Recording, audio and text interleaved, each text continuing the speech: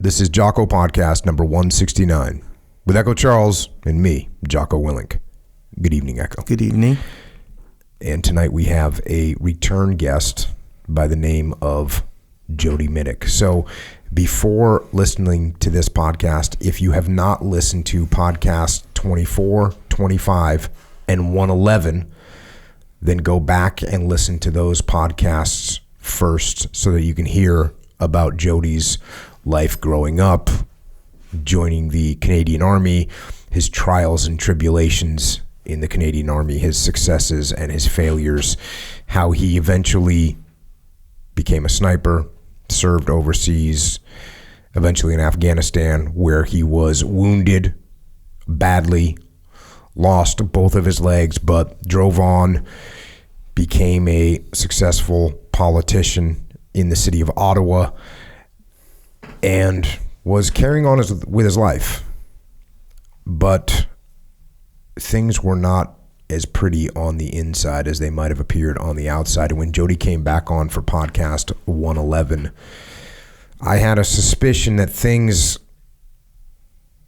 might not be going that great. There seemed to be something lurking just beneath the surface, and for whatever reason, and there is no good reason that I can give, I didn't say anything. And I actually talked to a couple of my buddies who thought the same thing, who said, man, Jody didn't quite sound right on that. And it was the same thing that I thought. It was the same thing that I could sense in my gut. And my gut was right.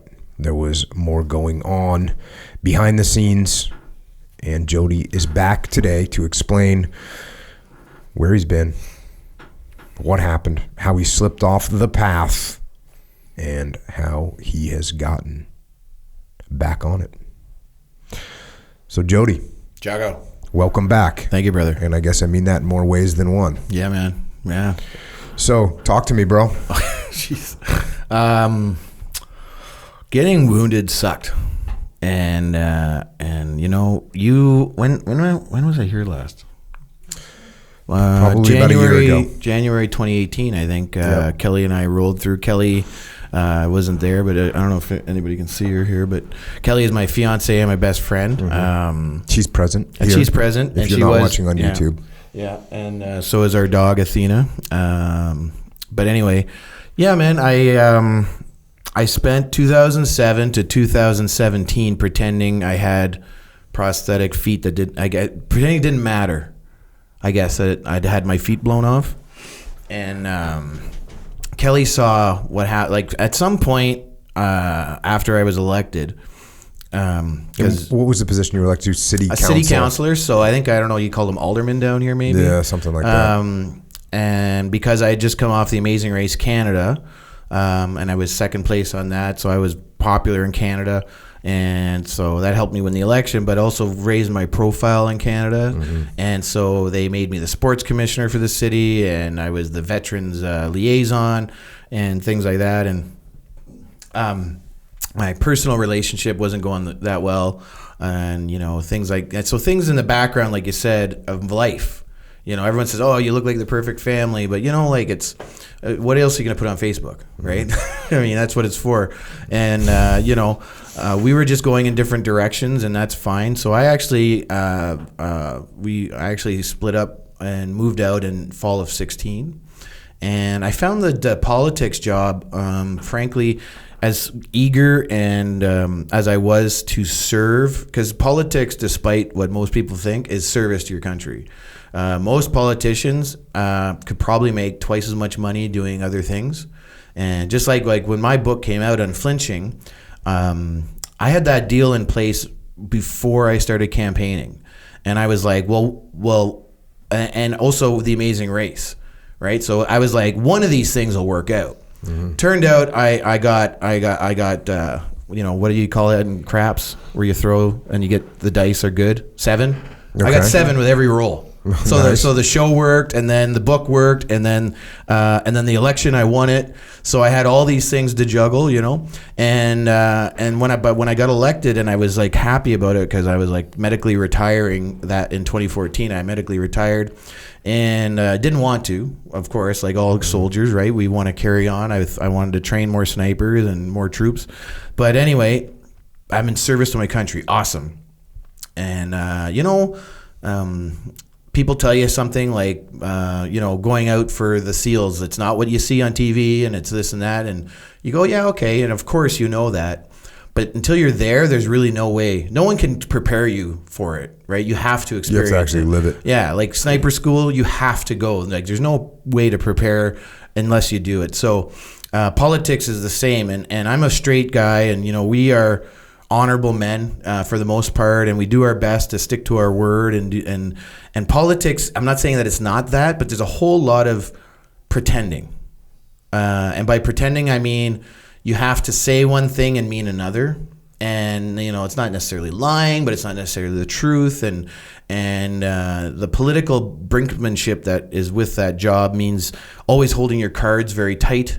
And, and I'm a combat guy, I'm action. I'm about getting things done. And although that worked in a lot of ways for politics, and in a lot of other ways, it wasn't meshing. So I had a couple colleagues on council that I liked and I hung out with, but for the most part, I didn't have any friends. Mm-hmm. Does that make sense? Yeah, definitely. Yeah. And my soldier brothers and sisters, they were around, but now I'm this guy who's a politician and a best-selling author, and I was on Amazing Race. So whenever I hung out, it was like, hey, let's talk about what you're doing, me. And I'm like, can we just talk about the last UFC? Or, hey, what's going on at the unit? Or what's the latest equipment acquired that's cool? People are inviting me places. I'm the guest of honor here and this. And I'm like, I'm missing just being Jody. Mm-hmm. And it got to a point where I was, and then on top of it, my legs were not cooperating. Like, they just didn't want to take the beating of everyday life anymore. And so I started drinking again, and it was drinking to mask the pain mostly, but also. So what does that look like when you? First of all, how long had you stopped drinking for, or did you completely? I never stop? Stopped drinking, but because I got addicted to the opioids. Pardon me. Because I got addicted to my Oxycontin, I didn't want to take pain meds. Mm-hmm. So at the end of a day, long day, so I'd show up at the office usually between 6 and 8. If depending on what was going on, of what committees I was sitting on, or of council, what meetings, and then politics is all about being places to shake hands as well. And I love that part. Meeting people, talking to people, it's awesome. I have me and the mayor got along, and I get along with the other two levels of government, and it was fun. And you go places and you represent veterans, and that's the important thing for me. And, the whole point to get into politics was to be a better representative for my brothers and sisters that are now veterans. Yeah, because I got to throw this out there where you talked about how when you're a politician, you're serving your country. And unfortunately, there's a lot of politicians that when they're politicians, they're serving themselves. Yeah. And I'm sure you must have seen that. And I know that's what makes people get that stereotypical negative attitude towards politicians, because oftentimes politicians are just looking out for their best interests. Yeah. And whether that means they're doing things inside their district because they just want to get something for themselves, like more money, but oftentimes they're just doing what they need to do to get reaelected, which is still self-serving.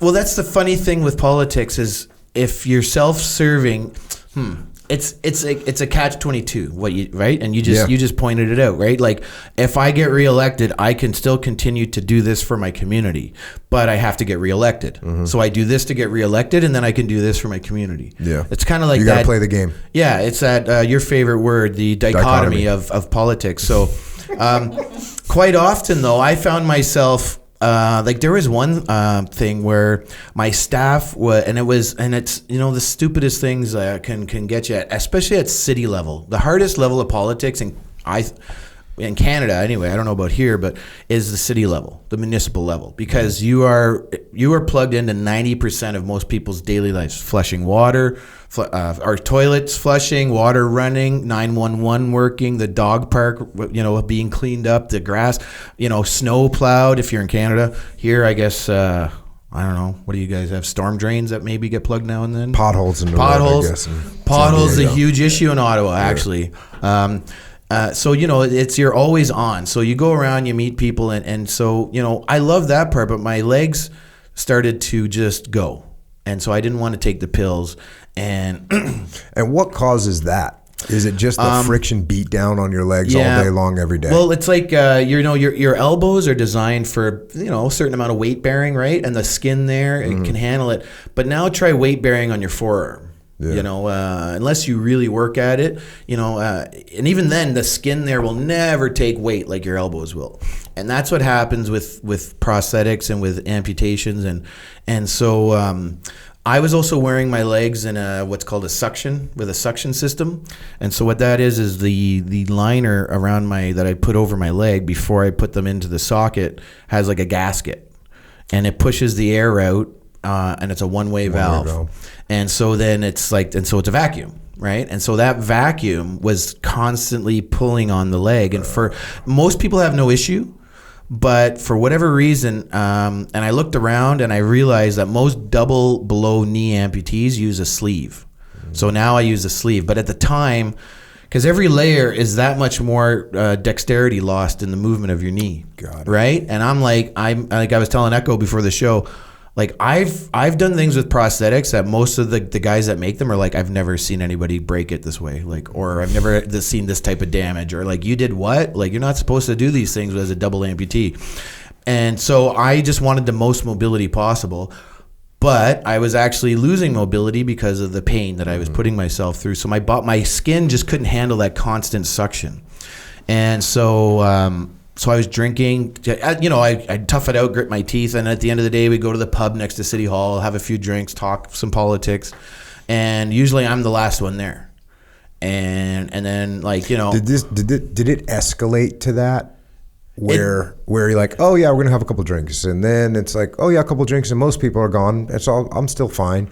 And then eventually you look around and you're like, oh, I'm the last person here. It's been 3 weeks since I've been the last person here. It was like 3 months, yeah. It was 6 months, and then and I was known now, and then in city count, like the inside politics of City Hall was Jody. If you want a party, call Jody.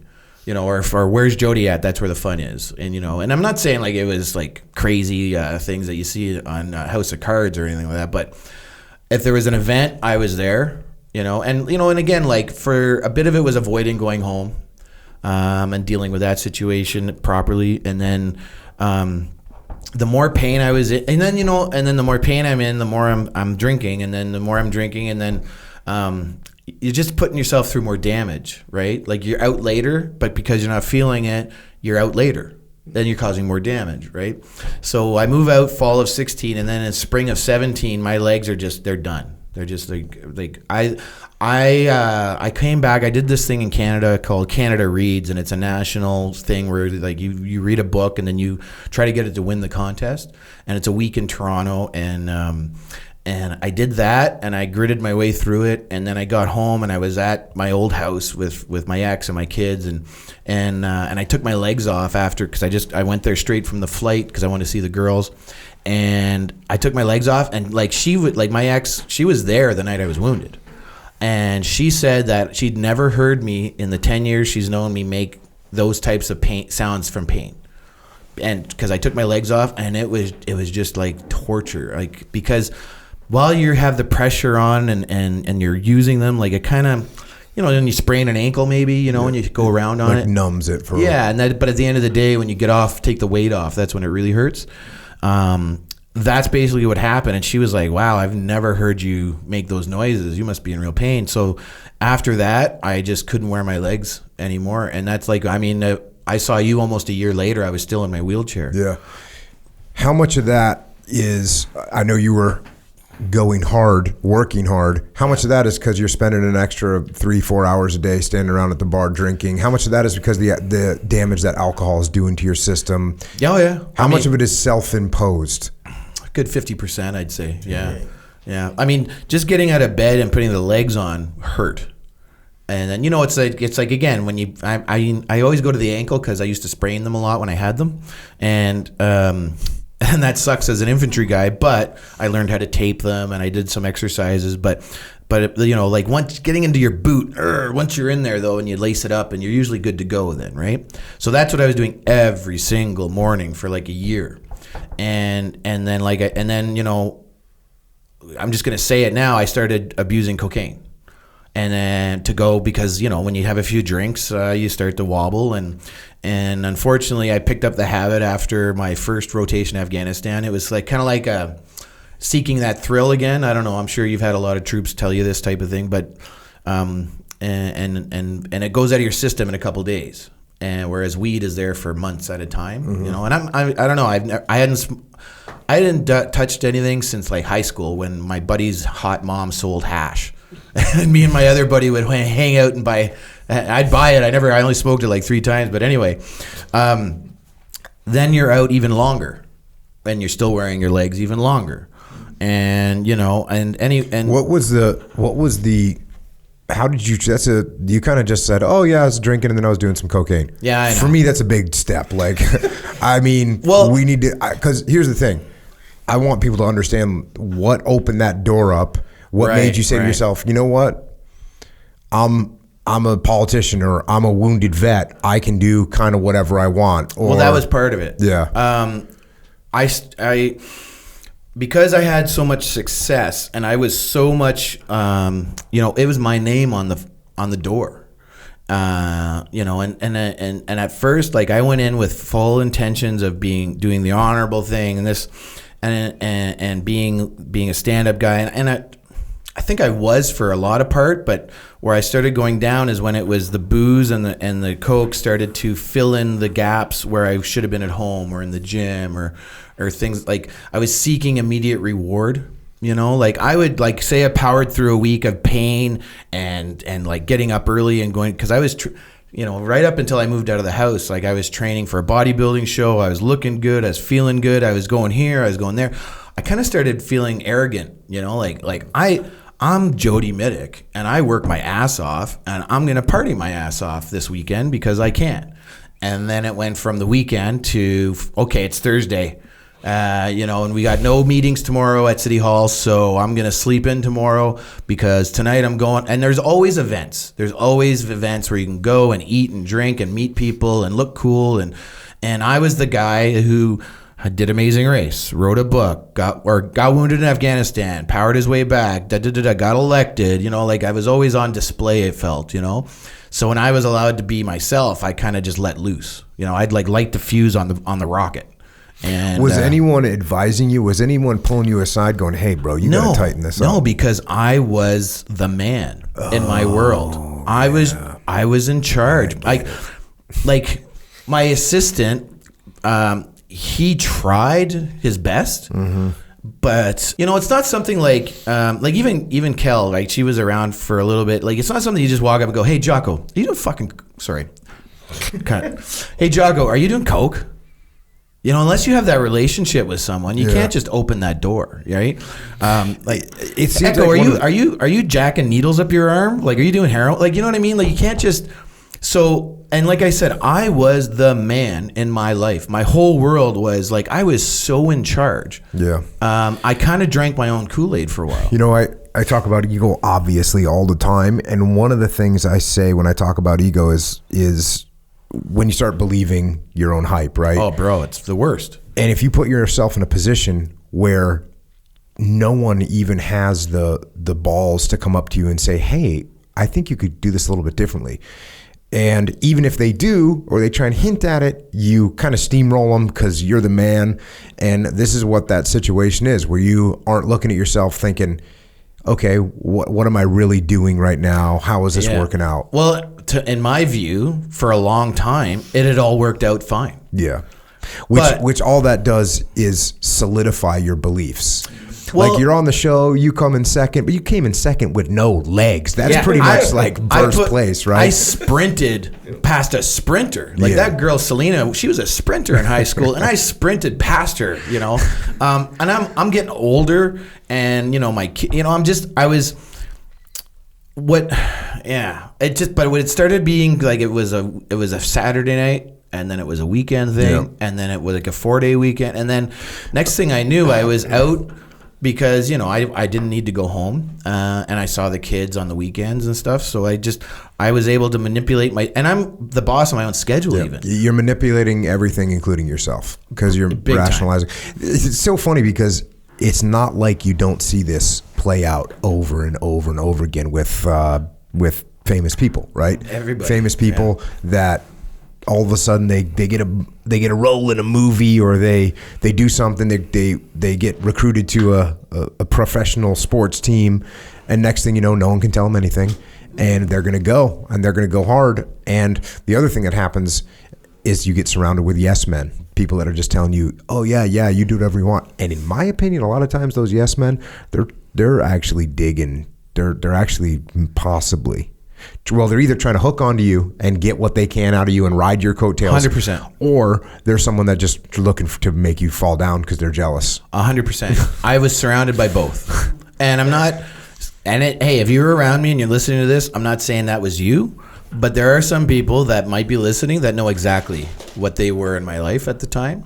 And looking back on it, it's like, it's like doing a map recce after the mission or something, and then you go, oh, how did I not see that right there, that object or that obstacle right there? How did I miss that? Yeah.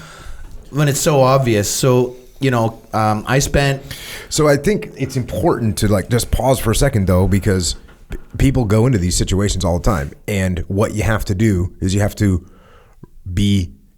do a map study, like you're saying. You have to do a reconnaissance. You have to look around and say, hey, maybe I don't know exactly where I am. Maybe I need to look for some of these obstacles. Maybe I need to look for some of these obvious pitfalls that I'm going to look back in 5 years and I'm going to say, oh, that person was a leech, or oh, I was being an idiot, or oh, everyone was fueling the fire so they could get more out of me. Yeah. And when that's the way it is, if you're aware of that you're going to get yourself in that situation, the problem is you get in that situation, you're supposed to be self-aware, but you can't because you're in that situation, right? It's a catch-22. And I got to tell you, man, when you're doing the amount of drinking and then the amount of drugs I was doing, it's impossible. Your ability to think objectively and your self-awareness dissolves. And guys like you and me, and we're supposed, we're warriors, we're elite, this and that. We're supposed to have it all together, but it's super common in our community, and it's because we're so used to being on point. I think for me, what happened was I was so used to being on point that it just never occurred to me I wasn't. Mm-hmm. And it took her, my kids, even my mom, my dad, my brother, my sister, my assistants, a couple of good friends, to kind of just start to turn the ship. And when I was here last time, the ship had just barely started to turn. Mm-hmm. I had just, before we drove down here, I had just quit drinking, and at New Year's, which was actually pretty easy. And I hadn't used since we started the road trip, and we saw you I think in the last half of it. So, and I felt like, I don't, obviously I'm not addicted. I can go 3 weeks or whatever it was. And so 2017 was the down, and then 2018 was a bit of a leveling out. And then I had a hard crash right before New Year's this year, or I guess a couple months ago. And that's when Kelly, and everyone said, if you don't go to rehab, you're going to lose it all. So I have to back up because... I know. Sorry, man. You jump you're like, oh, then it leveled, then it crashed, and all of a sudden we're good. Because for me, what I want to see is I want to be able to recognize the warning signs better, right? Yeah, I know. And I'm trying, I'm glossing because it's me. Did you get in trouble with your governmental job, with your political position? Yeah. Did people eventually say, because I remember at one point you missed a meeting. You missed some big meetings, yeah. And all of a sudden it turned into, hey, what's this guy's problem? Yeah, so in politics, as much as you're your own boss, and, for municipal level in Canada, in Ontario, because we don't have a party system at that level. Apparently you had your own party system. I was partying. I was the party. The time when you're earning is when it's budget time. Mm-hmm. And that's where you're fighting for your community to get the dollars that it deserves, or the programs. Pardon me.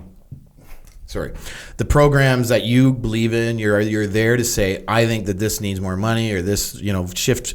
That's when you really make your money, or earn your pay as a politician, so to speak. And I just stopped showing up.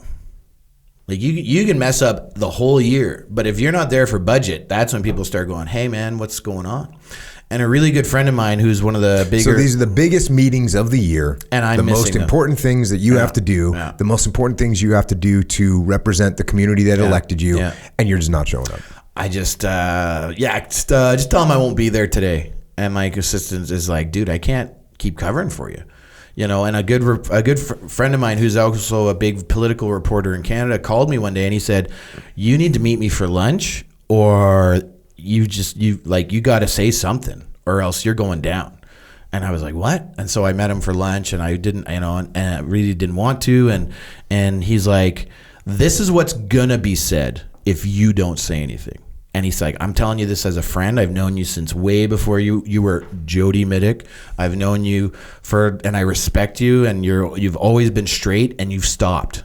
You're not being straight anymore, and you're not being honest, and you're not answering questions. And he's like, this is the world you're in now, dude. Like, this is how you have to handle it. And so coming down and doing your show last time was kind of part of that come to Jesus moment. So moment. Did you do like a story with that reporter and say, you did sort of I'm guilty? But I only just told half the story. Kind of like I was telling you. You took half extreme ownership. I took half of the ownership. Yeah. I admitted to drinking, but I still didn't have it in me to admit to the drugs. Mm-hmm. And then what was the reaction of the public on that? Support. Mostly, a lot of them. I mean, in politics, the best part about politics is no matter how awesome you think you are, there's always someone, even if you are as awesome as you think you are, someone out there is going to say, no, you're not. Mm-hmm. And so I had 90% of the public say, we understand, and you've been through a lot, and this and that, and we support you, we're here for you, and fight on, and you're a fighter, and it was love, and I took it in, and it fueled me, honestly, for a long time through 2018. I really was trying, and when I went back and did a few updates. Did you stop drinking? Yeah. After that interview? I quit drinking. We quit drinking. Both of us quit drinking New Year's Eve. So the interview is December, I want to say 18th-ish, 2017. So New Year's Eve, we stopped drinking. And then I spent the rest of the year the rest of 2018, especially after I stopped wearing your shirts. Oh, dang. Good, right? Yeah. The good with the face, those are the shirts I have of yours. Yeah. I couldn't. Yeah. In my mind, I didn't deserve it. I couldn't even, your books are up on the shelf. I couldn't even look at it. My book is up on a shelf. I couldn't look at it. 2018, I stopped drinking and I admitted to my problem, but then I had to deal with the emotional and psychological effects of realizing I'm a complete loser in my mind, right? Mm-hmm. Because as a kid, when you grew up, what was someone who did drugs? A loser. What was someone that couldn't control themselves? Were you still doing cocaine at this time? Oh, yeah. Well, I had a break. I managed to stop for a bit, but my relationship with my former partner was anything but awesome, and and it's not saying bad or good about me or her, but it's just like that's what happens when a relationship breaks up. I'm under massive scrutiny by the public and the media now in Ottawa. I'm under a lot of different stressors are coming in. I just couldn't get anything together, dude. I managed to stop drinking, and that was about my only success. So does the Coke make you feel like a momentary, okay, I've got this? Or does it just cover it up? It's funny how it makes you think of other things. At first, everything is awesome. But eventually, it stops working, and it starts being like it's an opposite. And it's just like they say it is. Eventually, it starts to try to rewire your brain. I remember coming off Oxycontin, and it was harder than getting wounded. And coming off Coke isn't harder than getting wounded, but it's easier to get back on. Does that make sense? I probably quit 3 times a week for a while there. I'd go 2 or 3 days, and I'd be like, "Oh, I'm doing good today. I didn't do it." And then the slightest push like that. I don't know if they can see that on the camera. I'm pushing a water bottle. See it? Right? Oh, there it is. I'm pushing it. The slightest push, 1 half a degree off my axis on the compass, and that was it. 8 ball and a ball. Well, I didn't drink, but it was like, well, I need it. The slightest stressor, and I'd go off, and I stopped having the ability to deal with my life's problems, you know. And on top of it, for a lot of that year, after I got back from the road trip where I saw you guys last, I did put my legs back on. But just just every time I felt like I was like, I'd go up a couple rungs in the ladder, I'd fall back a couple, and I was making progress, but not the kind of progress someone like me is used to. Like, I'm used to like being in control, and if I don't want to do something, I don't do it, and if I want to do something, I do it. And this is one of those ones. And I remember when I admitted to my psychologist, 2009-ish, because I tried cocaine back in 2003-4, after my first road to Afghanistan, and it was like, oh, okay, that's like cool, whatever. I didn't really think about it for a long time after, but she said that one can get you. Just be careful. She actually said, watch out. But this is in 2009, after I'm wounded. She said, well, what do you do to relieve stress? I'm like, well, on the weekends, my girlfriend and I will drink and do a little. And she's like, what? Coke? Ooh. She's like, yeah, you have a real casual way of saying this whole thing. Well, sorry, man. it's my life, but because I admitted to her, because no matter what, you need someone you can talk to. I've always believed that. You know what, too? Sometimes people develop personalities that they manage to figure out how to make things happen, right? So, for instance, some people, they just have a way of talking to you. You ever known someone that can like say something really horrible, but then they say something else, they kind of like can recover from it. You don't feel all that bad, or so it sounds like maybe you developed a technique of being like just talking about this in such a way that people go, oh, if he's talking about this in such a controlled way and it's not that big of a deal, you know what? It's probably not that big of a deal. Because that's how you're talking about it to me. That's how I talked about it to myself. Yeah. Because I even had a military doctor, and I don't even know if this is a real thing, tell me I have an anti-addictive personality, right? Just you're getting the most... And this what is it called? You're getting the biggest reinforcements for your bad behavior, bro. Like everything you do, you win and succeed, even though you're doing stuff wrong. Imagine if I had done everything sober. Yeah, But yeah. Anyway, she said that, and that echoed. And then I didn't even realize I don't even know what word to use. Like the fact that I almost lost my career in the 90s because I was with a friend who bought cocaine. And you can read that in the book, and I think we talked about it. Yeah, we talked about it on the podcast. I'd never done it at that point, and I didn't want to do it, but I didn't want my friend to go alone into some sleazy bar. And anyway, and here I am. Which is just all rationalization, by the way. Yeah. It's 100% rationalization. That was in 97. Here I am in 2017 losing everything to cocaine. Losing everything. And I thought Oxycontin was my problem.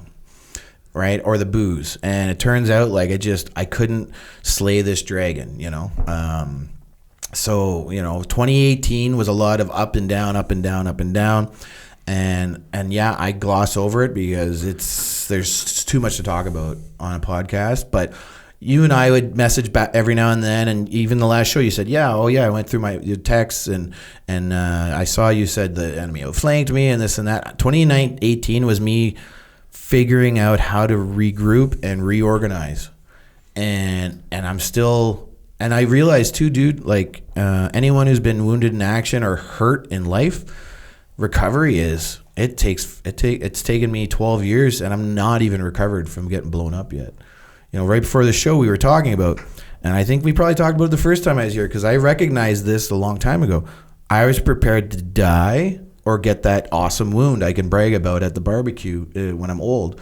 We sent a lot of bandages and body bags to Afghanistan as a force, and I think you guys did too at first. We didn't even think about all the career-ending injuries that are possible, because we aren't draftees. We aren't the greatest generation. We're professional soldiers. I saw myself retiring at, I don't know what the age is here, but probably 55, grizzled old sergeant or warrant officer, go and then teach shooting at the Canadian Army Sniper School, as a contractor or something, or I don't know. I just never saw myself not being a soldier. And you know what? I realized this the other day. The politics was a Band-Aid.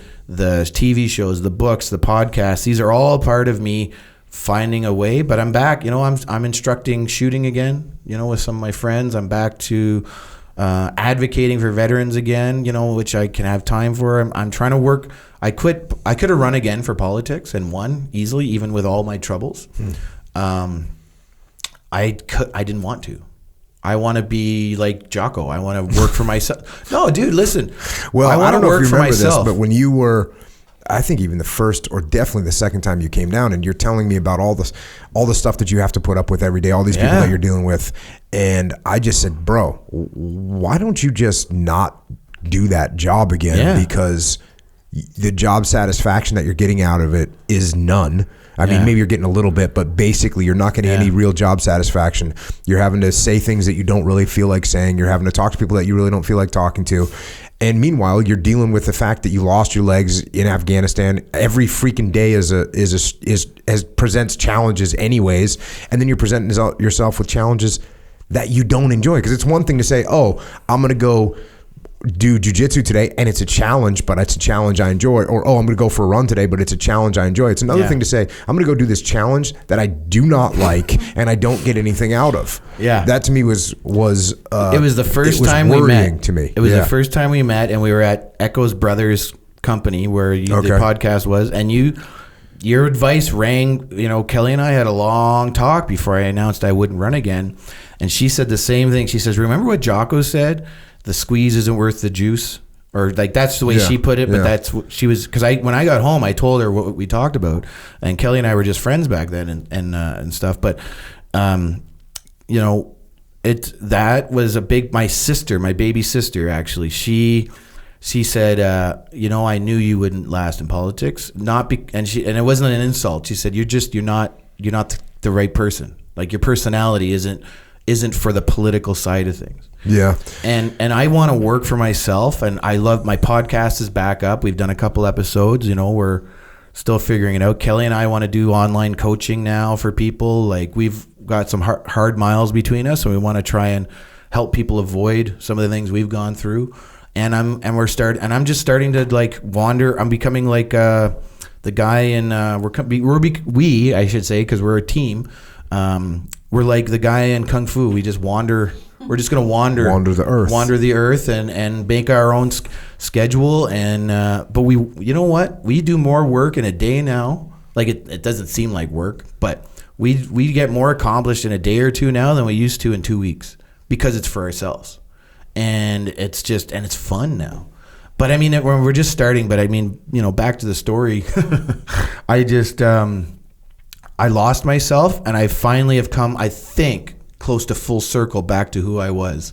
Except, I'm 42, and I accept that I lost my legs, and I accept that my career ended, and I accept that I'm a complete mess up if I let myself be, and I accept that I'm a human being because of it.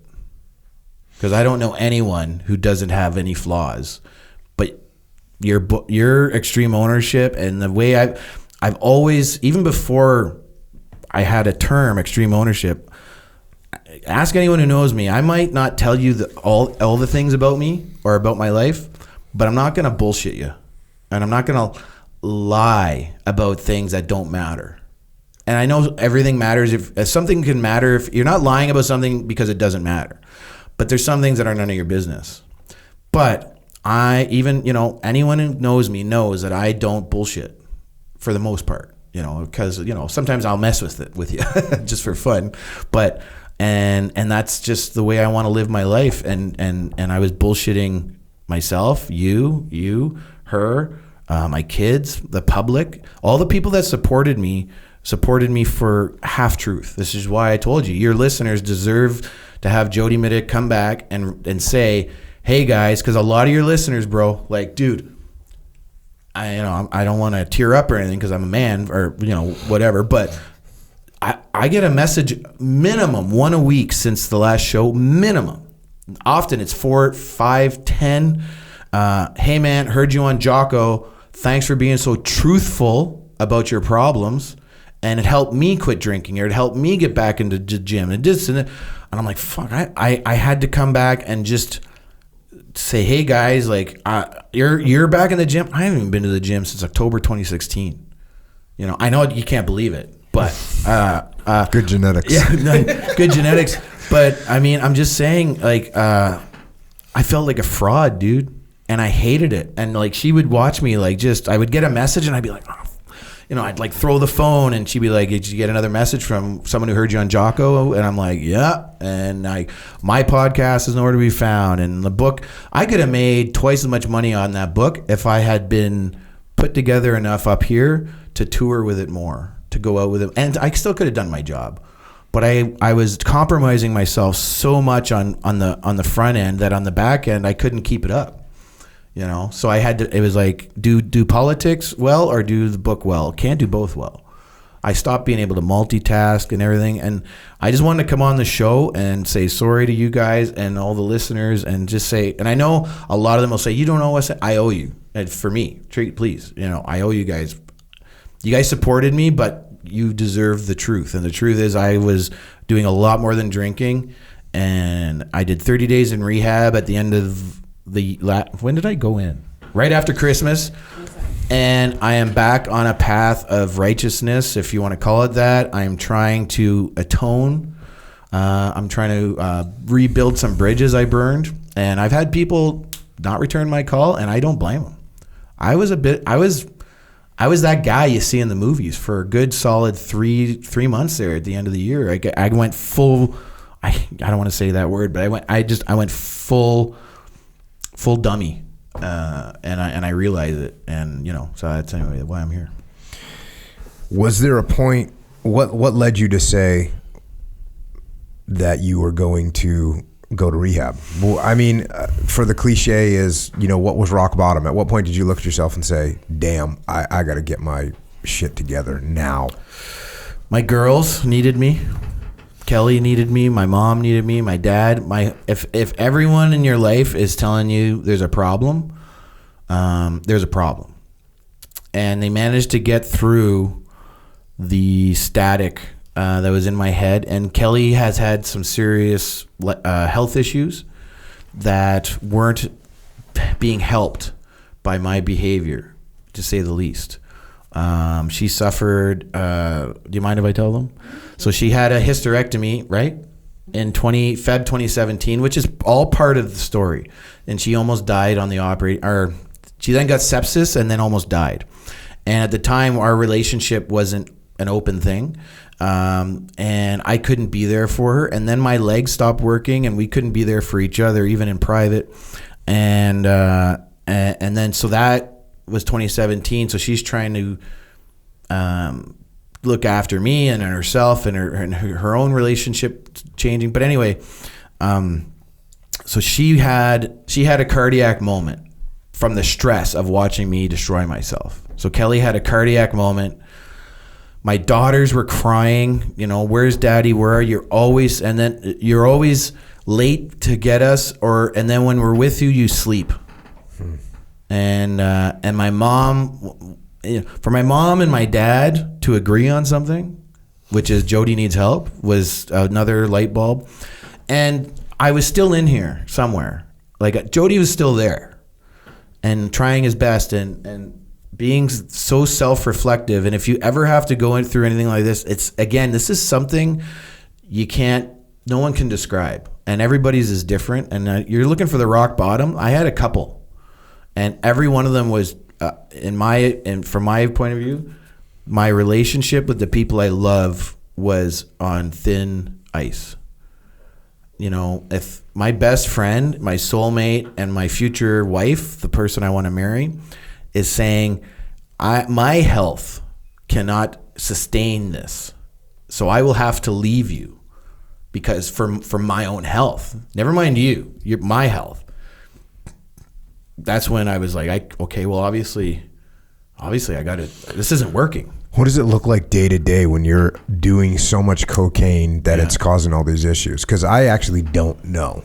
You're good. And I probably never will know, hopefully. Yeah. And if you do, I'll fly down here and we'll figure it out. But that's the thing is, you honestly believe everyone's against you. You honestly believe there's no right move you can make except calling that guy who has the stuff. And even though I got to a point where I knew exactly where doing the coke would lead, and I didn't care. I'd waste another day or another. Usually it was 3 days were completely wasted.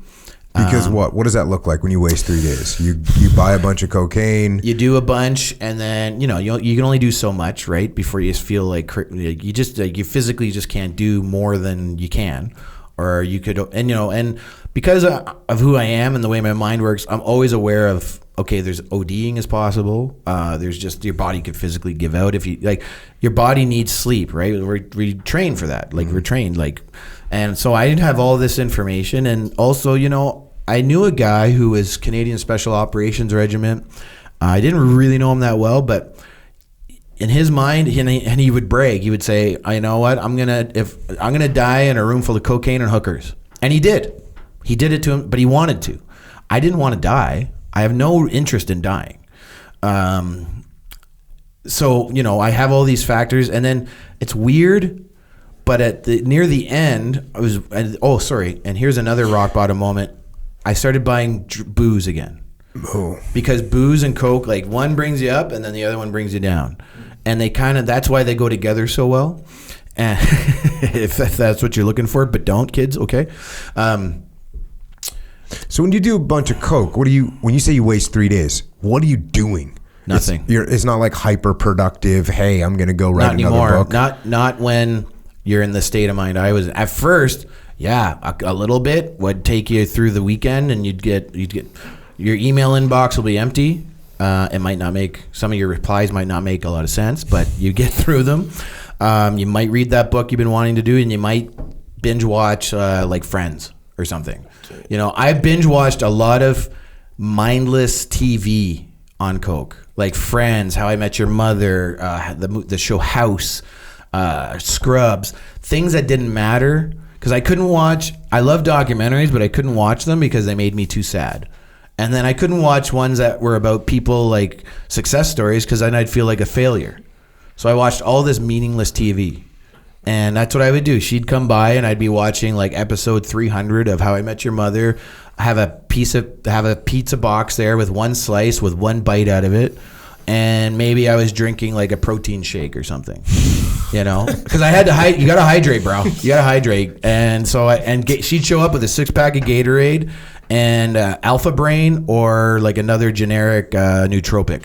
Because that was the thing. I was like, oh, as long as I got my nootropics.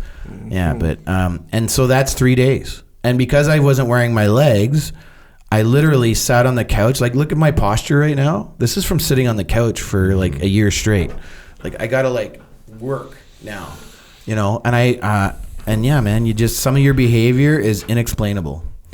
And I'll tell you right now, I did some behavior that I'm just like, I don't know. It's I don't know if and then I wasn't evil or anything, but I was not a good guy. I'm lucky to have her next to me. I'm lucky that my kids still talk to me. I'm lucky my mom didn't disown me.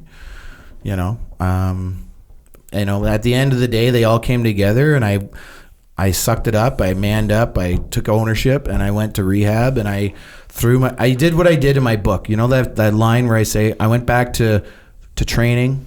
Like I got sent to as punishment. I got sent back to battle school. Yep. And I had a choice. I could be the asshole that I was the first time, or I could show up in shape with my boots polished and my uniform ironed and be the best candidate and soldier that I could be. And I did that. And I went to rehab and I did that. And within 30 days, they were offering me a job. I got one more question about the bottom. So you basically, this happens for 3 days. You buy enough cocaine for 3 days, and then you're watching TV, you're eating pizza, you're sitting around, you're just in a bad place. Then you run out of cocaine, And then when you are not high anymore from the cocaine, are you like, okay, I just want to get more cocaine? Is that basically what happens? Usually you go through a period of self-loathing. Okay, I was going to say, is there any point when you sober up and you go, dang, why am I doing this? Like, I'm an idiot. A lot, but also it's a joke in the community, or those that partake, because it's called the cocaine blues. Because your system has been hijacked and hardwired it's kind of like when you nitrous your engine, right? And you just nitrous it till it redlines. Eventually, there's nothing left.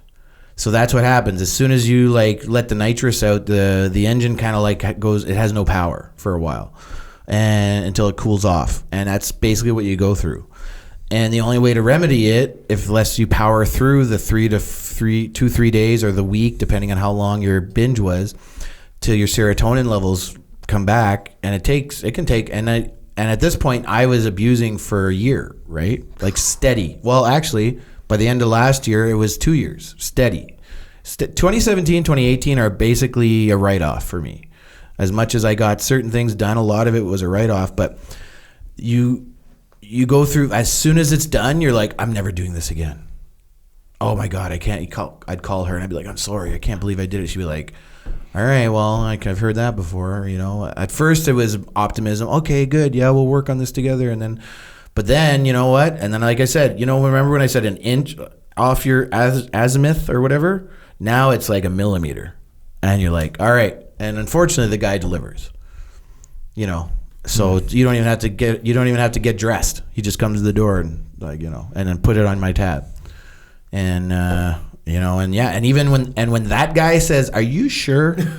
That's another indication. Like when the guy who makes money off you being an idiot thinks you're an idiot, you got to start thinking about life choices.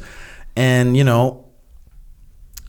I did it. I went through it, man. I'm here to tell the truth to you and the listeners, or the watchers if they're on YouTube. Like, I can't hide it.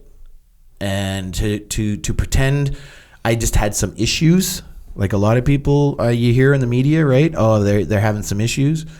Just say what it is, man. It's just, as soon as I went on a show in Ottawa, the same guy who came to me and I went on a show and I said I did cocaine. I felt like 1,000 pounds, man, off my shoulders. And he's like, I did not expect that. Mm-hmm. I said, I know, man. And that's how much of a bullshit artist I became. And I hate it. I hate it. My ex even said once, she said, you weren't a sneaky bullshitter before, like you got to stop this. And, it's, the extreme ownership comes in here, because even when I first, back 20 years ago, when I first got sent back to training as punishment for being an idiot, I owned it. Anyone would say, hey, are you the guy who got arrested for coke? I'd be like, well, I didn't have it, but yeah, that was me. Because what are you going to do? Say no? And I always tried to live that way, and I lost myself to this stuff. And I stopped being honest with everyone, especially myself. And that saying that you got to look after yourself before you can look after anybody else is 150% true. And Kelly even learned some lessons here, because she didn't take enough time to recover from her surgery, and it almost killed her again. Because she was worried about at work and her kids and this. You got to worry about yourself. And again, man, I'm on like a redemption tour almost, I feel like, and I love it. I love it. Like where were we? I forget where we were, but somebody said something. I went, oh yeah, I just got out of rehab for cocaine, and they went, oh, okay. So coffee, because I think they wanted to get a drink, and I'm like, yeah, I just got to rehab. It's a great conversation starter or ender. So talk to me about rehab. What goes on there? It's a whole lot of just being told to think about how you're living your life. I did usually for cocaine they want 90 days. I was only willing to commit to 30 because I still had a little bit of like that ego going and stuff. And I did the 30 and I did okay. And like I said, they were offering me a job, or like, we were in talks about maybe working there. But it's funny how, like, once you open your mind to possibilities, the way forward is obvious. I have no business being in this town called Brockville, where the rehab place was. But if I wasn't there, Kelly and I wouldn't have found this building, the one I was sending you, which inspired us to remind us that 2 years ago when we first moved out of our house, or 3 years ago now? Holy crap. Almost 3 years ago now, when we first moved out from our old relationships and we're trying to establish our own, my goal before I got elected was I wanted to open a gym. And I wanted to build a community of positive people. And I wanted to, like, wake up every morning, have a coffee. Like, I don't know why, but in my mind, I have an image of me in shorts with a long sleeve t-shirt, opening up like a garage door and having, like, people come in with gym bags. Like, hey, Jody, how's it going? Good morning, sir. You know, like, and not sir, like, hey, sir, but like, cause I'm like the leader, or like, I'm the Papa Bear of this group. That's what Kelly and I call ourselves, Mama and Papa Bear. And even in rehab, they started calling me Papa Bear, cause I'd be like, I was almost twice as old as most of the people there. Most of them were like late teens, early 20s, maybe 30. Some of them were 30. But, you know, even the older people, like there was like one woman there in her 60s, and she'd be like, hey, Papa Bear, because that's just who we are. You're the same. You're like me, but like, and Kelly's the same. And we want to look after people. We can't help it, right? You know, and the rehab people, look after yourself. But anyway, Kelly comes and picks me up, and I'm given a day pass. You know, Echo, they let you go out for the day if you're good. If you're a good boy, Echo, they let you go out on rehab. And so we're driving around. That's when I saw that building. I think I sent you a picture too, didn't I? So. Yeah. 1905, this thing was a wood mill. Beautiful, big wooden beams, like a beautiful building. Unfortunately, it would have been more to repair it than it would have been to buy it. But it put our minds on this path to what a great area that is. The fact that we want to go back on this path of building this community, and so we want to build. So we're still doing it, and you should hear, Kelly and I drive a lot because we have our best meetings. Our business meetings are when we're driving, and so we want to open. It's called HQ, and it's going to be a fitness wellness center, and it's going to be more of a community than anything. Kind of like if you want to just come chill, you can come chill. I want to have a library. I want to have a podcast studio. I want to have classrooms, and we're gonna just like be there to help you live a better life. And the best way for me to live a good life is to help you live a good life. And I've realized that now. Like even when I was in my military unit, like even if I wasn't hungry, I'd grab extra food and bring it back to the boys. You know, if I realized like there was something shiny around to be had, I'd like find a way to get my hands on it for the team and stuff. You know, I'm my happiest when I'm looking out for others, and I know, and at the same time though, you know, they're looking out for you, and it feels good to have friends and family and a tribe around you, right? Like, we're tribal animals, and do you know Tate Fletcher? He was Joe Rogan's buddy. Yeah, for sure. Well, I don't know him personally, but right. So I met Tate in 2013 when I did a piece for Vice at the University of Southern California about how they do virtual reality to treat PTSD.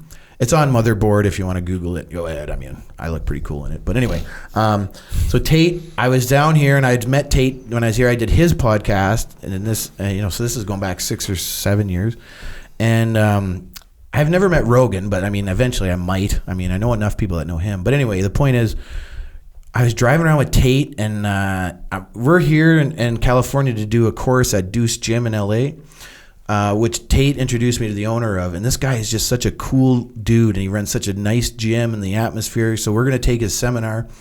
And I said, man, I wish I had what you have here in California. And Tate, this was a life-changing moment. And I had to go through all this to get here. He said, build it. And I said, what? He said, if you want it, build it. And I said, okay. And it's taken me since 2013 to get back to here and go through all these other things to realize, like, I got to build it. That's why not going into politics again means I can do whatever I want. Like you said, man, like you're right. Like, it's tough. Like, there's moments of great happiness in politics, but unless that's what you want to do, like, it's hard. It's very hard. And guys like us, we're self-motivated to do things. and waiting around for others to do their thing, it's just easier to do your own thing, you know? Especially, you know, like I know he was a German, but in World War II, his orders were find an objective and kill it. That was his orders at all times. Like, if you don't hear from me, find something and destroy it. That's basically the mission statement that Kelly and I have put before ourselves. Like, we want to build this place, build a community, and live a good life. And I never want to be the guy I was for the last 2 years. And but I don't want to say glad, but it's an experience that I've learned a lot from. Does that make sense? Yeah, it does make sense. It does make sense. It's sort of like the thing I told to Sam Harris when he was telling me that it's hypocritical for me because I say war is horrible and awful, but I always say it's the best experience of my life. And he said you're hypocritical for that? Yeah, and then, well, rightfully so. You can't say something's awesome and then say it's horrible. And I said, well, it's like this. And I asked him if he had ever known anyone that had cancer and survived. And he said yes. And I said, a lot of those people say, I'm glad it happened because they get this different perspective of life and different perspective of the world and different value of life and different value of the world. And so even though you wouldn't wish it on somebody, you're happy that you had to go through it. And so that sounds like a similar situation that you're in. I always tell people I had a great time at war right up to the last step because it's a horrible thing to do, but it's what I volunteered to be there. You volunteered to be there. Like, I always say, you know, because a lot of people say they're sorry for me losing my feet. And I say, you know, if I was a Russian draftee in Afghanistan, feel sorry for me. But I was exactly where I wanted to be, you know, and the fact that one of my boys didn't die because I stepped on that, you know, like like I said, if the guy in front of me had stepped on it, I'd be dead. If the guy in front of him had stepped on it, he'd be dead, and I'd be like, we don't know. I'm glad I was the one that stepped on it. But yeah, like, I loved doing my job. It was an amazing job, you know. And the people that you're around are some of the greatest human beings you're ever going to know on the planet, you know. So that's what I want to rebuild. I want to rebuild this brotherhood and this sisterhood, this community of like-minded individuals. And the saying, surround yourself with people that make you better. That's not what happens when you're on cocaine. So at some point you went from this mindset of you could see where the future was, you could see that cocaine is going to ruin your future, and you didn't care. And at some point during this, you said to yourself, okay, I see the future with cocaine. It's terrible, and I'm not going to go there. Yeah. Well, it was life without Kelly. It was life without the kids. It was life without real friends. You know, like, even people that love you to death can't be around you because, you know, you're just not. It's hard, you know. And I've had a few buddies go down, you know, and it mostly booze. Like, booze is the most common one because it's rarely available out there. Yeah, you can go down to the store and get it for some reason. You know, like, listen, I get a lot of flack, but I'm a fan of and I know safe injection site is, like, people don't agree with. There's no such thing as safe injection. Okay, I get it. But the point is, I'm for giving the option of a place that's safer than a dumpster to shoot up with heroin if it means we might save that life, right? And I'm also, like, we just in Canada federally we'd legalize marijuana. If it was up to me, anything people want would be regulated, taxed, right? Because if a bottle of Jack Daniels hurts Echo if he drinks it, or if it hurts us, there's someone who can be held accountable, and we can trace that right down to the barrel that it was brewed in or made. I don't know how whiskey is fermented. Distilled. There's the word. I heard. Whereas if a guy shoots up behind a dumpster and dies, I don't know who to go after and whose fault is it that it was a bad product or a good product, which is usually what gives them an overdose. But, you know, like there's just the path to, you know, like AA is there because we can get booze at every corner, you know, and so we have gambling sites. If you go into a casino, you're actually warned on the door. Like, a pack of cigarettes says, if you smoke this, it'll be addictive and it could hurt you. I just think we need to start talking more about things. And so for me, like, you know, I don't know, man. I saw that I wouldn't have the good things in life because of this one thing that had taken over. And my cousin actually in 2017, In 2017, my cousin, who I grew up with, killed himself. Not with, and I don't mean killed himself as in like committed suicide. He just drugged himself to death. And he was addicted to, if it was addictive, he was addicted to it. And I never figured it out, and I had to stop hanging out with him. And that was what was happening to me too. We call her, whether you think it's weird or foo-foo or whatever you want to call it, Kelly and I do believe we're soulmates. And yes, that's weird and foo-foo. Yes. But you can do it. Yeah, well, thank you, right? And that's the thing. So if the person who you think you were put on the planet to be with says, I can't be with you the way you are, that's, hey man, like you got to take a serious look. And so it sounds like that really was the critical thought in your head, that the person that you cared the most about at this moment in time is literally going to walk away. She had to. And I saw it. Away. I saw it. I was like, I had to go to rehab to give her a break and to give my kids a break. When you went to rehab, did you say to yourself, I'm going there? Did you go in there with the attitude of polished your boots? Yeah, and you're gonna be the best soldier you can be? If I didn't finish that, sorry. I have ADHD if you can't tell. But I went in there, polished boots, pressed uniform. I had my books. I made my bed. It was all like the basics. Get back to the basics, right? We even talked about this the first time I was on your show. I shaved my head. I started doing started working out a little bit, trying to get back into a little bit of shape. I started caring about what I ate again. I started taking my vitamins. I started, and I went in there and I know exactly what I'm like when I want to portray that tough guy attitude. And that's what I did to keep people away at first. Because at first, you ever been arrested? Yes. Were you happy about it? No. Yeah. So I kind of went in like I'd been arrested, like I was the first time, not the second time that is in the book, but the first anyway. Like I said, I don't put everything in the book, but anyway, you're not very happy and you don't need friends. So I didn't go in there to make friends. So I was like a wall for the first week, right? But that let me concentrate on exactly what I was there to do, if that makes sense. And so as I was there to get better and do rehab, I don't want to say easier, but I got better at it because it's a skill that you are actually taught in rehab, is how to be better. That's what rehab is. They're teaching you how to be better again. So like what kind of skills are they teaching you? Wake up on time. I know this sounds weird, but when you're addicted. Oh, that doesn't sound weird to me. I believe so it's like basic training almost.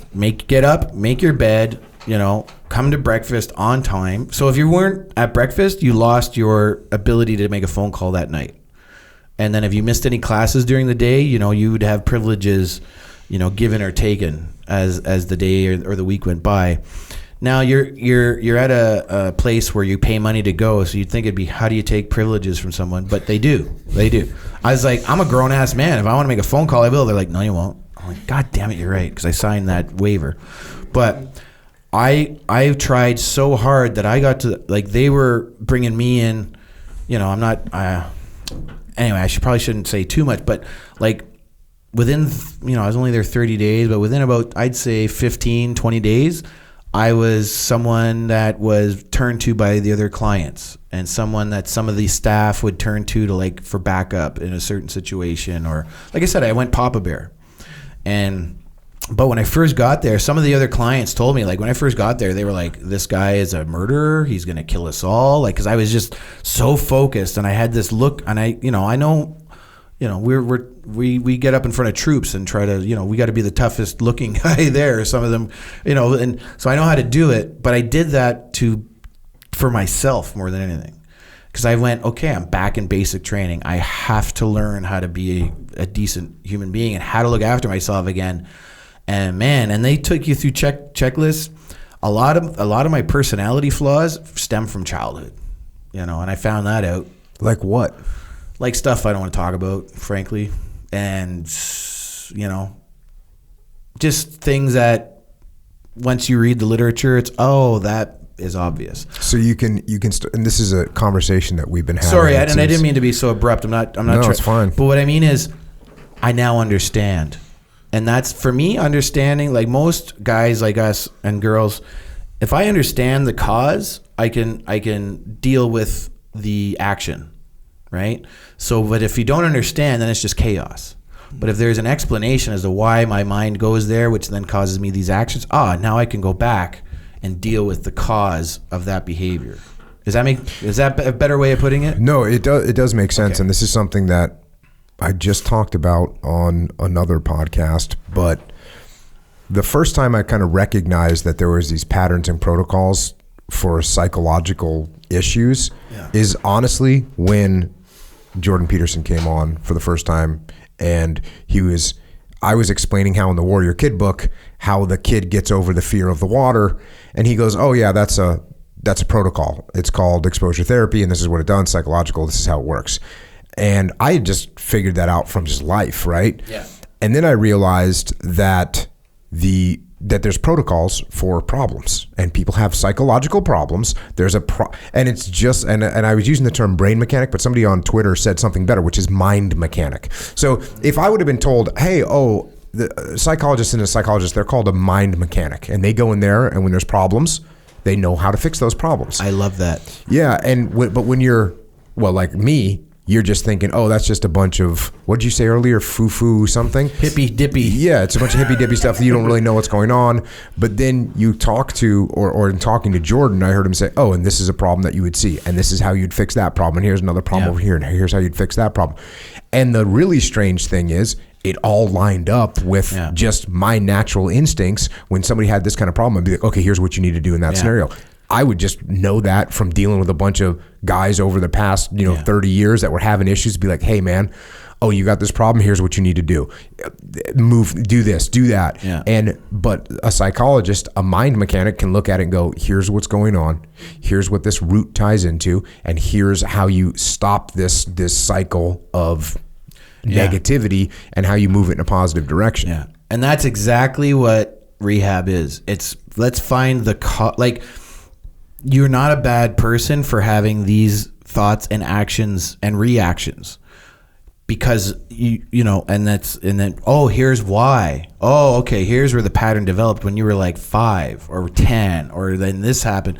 And your buddy that we were talking about before the show, Jay Redmond. Yeah. Honestly, I'd love to talk to him, because it sounds like him and I probably had very similar childhoods. And then similar careers. You guys definitely had similar careers. The fact that you got sent back to whatever that battle school, and Jay Redmond got sent to Ranger School, and then it's very. You guys definitely had some similar. I think I was a little more humble than him from the sounds of it, but I don't know. But I was still it'd be a close race. I almost got kicked out of snipers for being arrogant. It's a close race between I said, you two. And it was because I didn't say. I said sir to the sergeant major instead of calling him by his first name, because he liked to be called by his first name by the snipers, because then it showed he was bros with us. Yeah. Whatever. No, see, am I showing my arrogance maybe right now? Yes. Yeah. No, but it's. But that's the thing is, Jay Redmond, he went through all that, and his book is phenomenal, because I'd love to read it. He just comes right out and explains all these mistakes that he made, and he did a great job redeeming himself and turned into a great frogman. And that's what I wanted, and that's my job. My book, Unflinching, it wasn't let's make Jody look like a hero. It was like, let's be honest and clear about how you start in one place and end up in another, but you have to realize that mistakes happen. And being 40, by 42 as a kid, I thought I'd have it all together, but I'm still learning. I'm still I call myself a student of the human condition, because I feel like I'm always learning. Mm-hmm. And I will never, no one's ever an expert on anything, I don't think. And if you think you are, it means you've stopped learning, in my opinion. I don't know. I know we're going a little off track. What are the withdrawal? How bad is the withdrawal from? Because I know, I think the only thing that you're not supposed to withdraw on your own is alcohol, because you can actually die if you're an alcohol addict and you stop cold turkey. Yeah, you can die. If you're deep into it, you can have. I quit OxyContin cold turkey, and when I told my doctor, he said I could have had seizures and stuff and could have died. Mm-hmm. But I wasn't on that high a dose then either. So it's. What about when you quit drinking? I didn't even. Well, not that big of a deal. Yeah, the alcohol, you got to drink a lot. Yeah, to be in that situation. Yeah, like these guys who were like drinking the whole bottle Day. of vodka Yeah. every day. Oh, okay. Yeah. You know, like you that ever kind- see that movie Leaving Las Vegas with Nick Cage? No. That guy, like he would go grocery shopping and his cart every day, and his cart was full of booze. Like that's which is actually more common than I thought. Oh, bro, like it's people are, crazy. Like, some guys get after it with the vodka. and the vodka for some reason because they think you can't smell it. Yeah, But I mean, if you drink enough, you can smell it. yeah. But the withdrawals were. Is it mostly psychological? Yeah, and it's not big physical? time psychological. There's some physical at first. I went through a period where my body was like detoxing, so like I was getting these weird zits in like weird places and stuff like that, and Is this from the cocaine? yeah, That I you're talking think it's from the impurities that they get mixed with. Right, but then as far as detox, you're talking about detoxing from cocaine. Yeah, Okay. yeah. Sorry.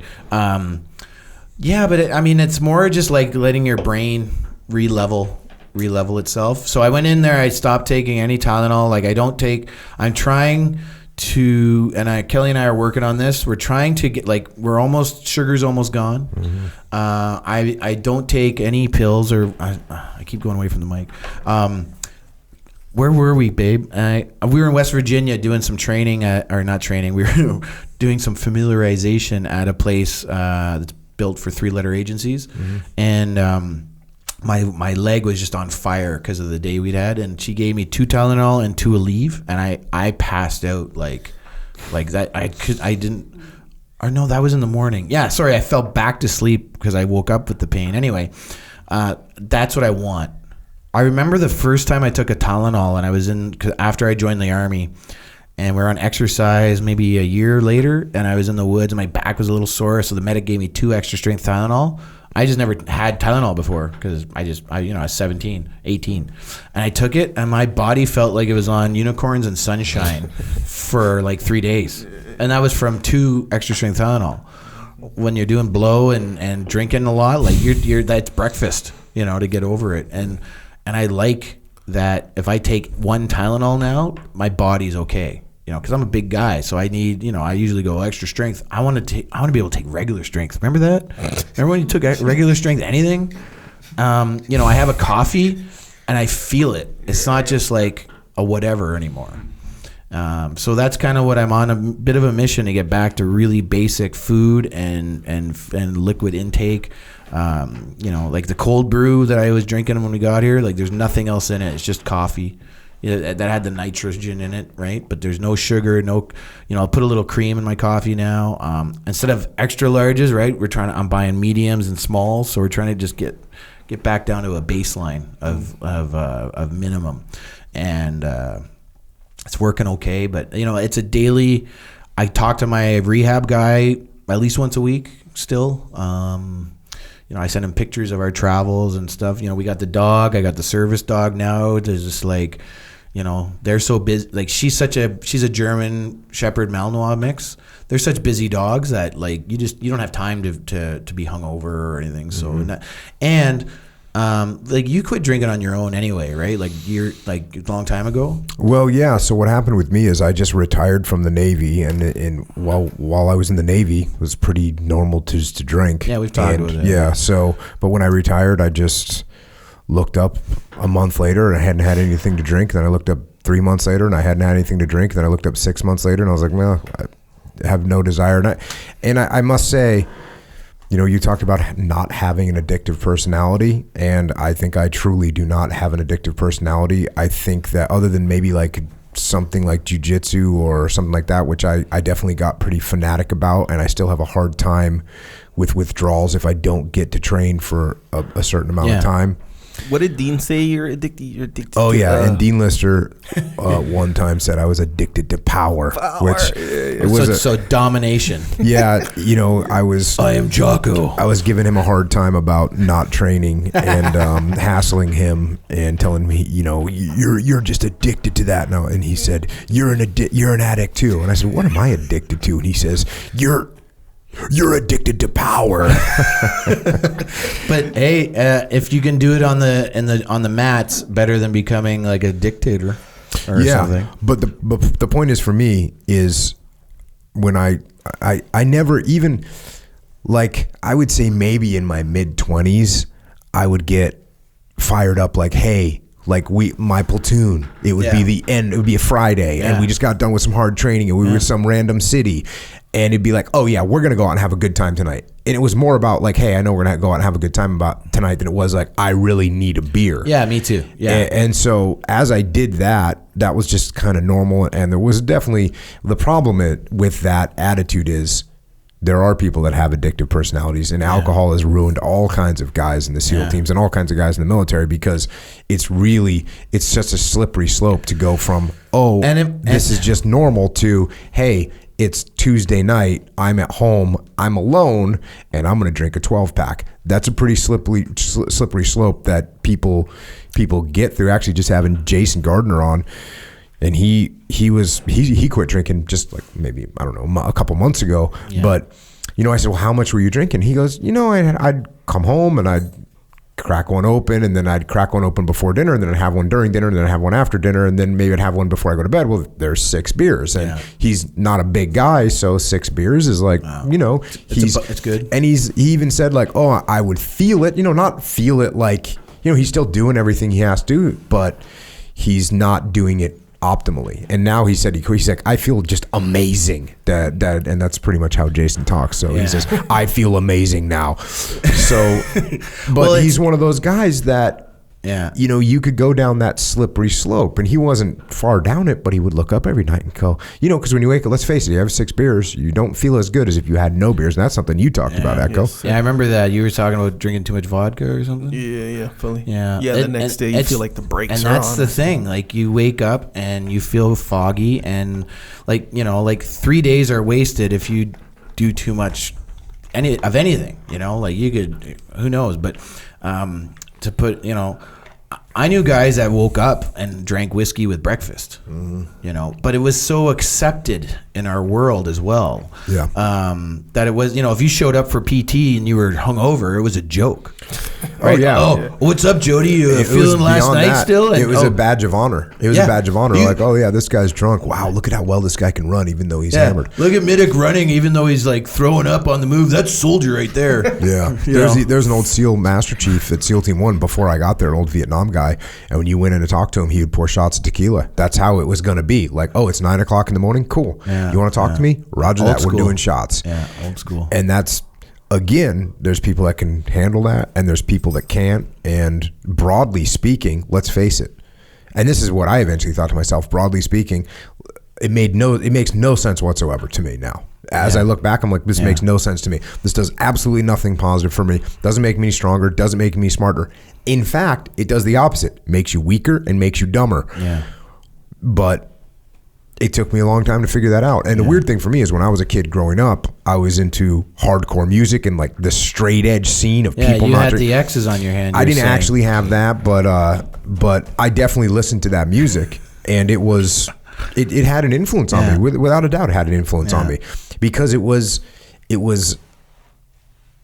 a rebellion and a counter to the kids that I knew that were getting drunk and acting stupid and smoking pot. And I'm over here going, literally thinking, you're weak and I'm strong. Yeah, that's an arrogant thing to say, but that's, as a 14, 15, 16-year-old kid, when you're looking at someone else that's smoking pot and getting drunk and you're thinking they're weak and I'm strong, that's kind of a positive thing as far as I'm concerned. Yeah, I remember getting called weak when I didn't drink in the platoon. Oh, 100%. But I grew up, both sides of the family have their fair share of alcoholics. Even as a kid, I was someone who, even though I'm Canadian, Nancy Reagan's Say No to Drugs worked. Like I said, I smoked hash a handful of times because my buddy's mom was hot and she sold it. And and then I didn't touch anything except booze. And even then it was like, I was like you, I could go 3 months and not drink and just be like, I haven't had a drink for like 3 months. I quit cigarettes when we were on deployment because I couldn't run up the hill next to our camp. I was like, fuck, if I can't run up the hill, obviously these things are, it's just something I picked up as a kid because I watched Lethal Weapon too much. Right? Mel Gibson. Oh, and then Bruce Willis and Mel Gibson. All they did was smoke in their movies. Do people still smoke in movies right now, Echo Charles? A couple, way less. Way less. Less. Yeah. I was watching that movie Constantine with Keanu Reeves. last night. It's one of my favorite movies. I don't know why. The Demons and Devils. Yeah, I don't know. I just like that one. But he smokes a lot. But that's the character. He dies of lung cancer in that Right, show, like right? that's part of he the actually plot. dies of lung cancer. Yeah, he actually has it. Yeah, he actually has lung cancer in the movie. But anyway, yeah, and the guy who told me about this anti-addictive personality, like in my 20s. So I kind of skated on that. You know? You felt like that was more reinforcement for your personality. But also, like, I quit smoking and drinking. Honestly, dude, like, I said it was a problem because at the time it was, but it was because I was doing all the coke. And it levels you out.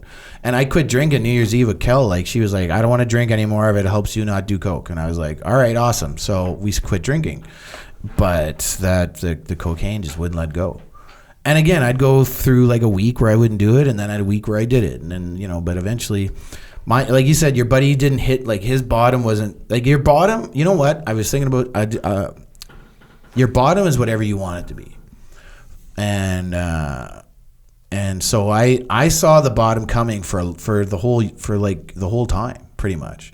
2017, I didn't for a lot of it, but near the end, it was clear that there was a problem. Like, I still didn't really see the problem until I was doing those interviews, and then right before I saw you. But then 2018, it was trying to level out and figure out which way was up, which way was down again, And, don't be afraid to call in reinforcements like we talked about last time. Like, no one is a rock. No one's an island, right? Like, Rambo isn't real. Right, as cool as a movie character he is, he has air support. He has a fire team. He has a machine gun team on the flank. He's got indirect on standby. Like, no one is a one man army. And and I talked about this last time, and I talked about it the first time I was on the show. And I keep relearning these things, but in different contexts.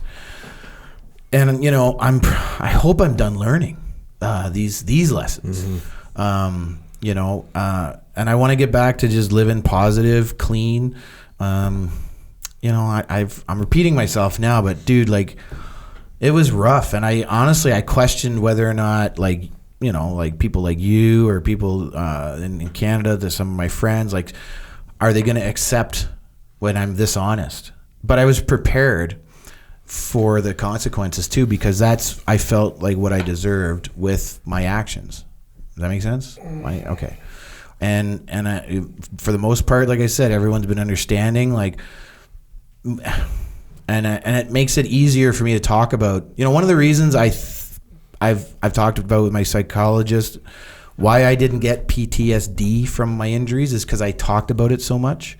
So I'm hoping that talking about this openly, and if more listeners to the show, and if you go to my show, the Jody Mitic podcast, episode 39, I believe, is Full Disclosure, where I tried to lay it all out, even more than we have here, and it feels better every time I tell the story, And it's a lot to get into, like, an hour or two. It is, really, but with us, it's almost like an evolution, right? The first show we did good, but even back then, like, things were getting to be a little dicey with the politics and with the home life and stuff.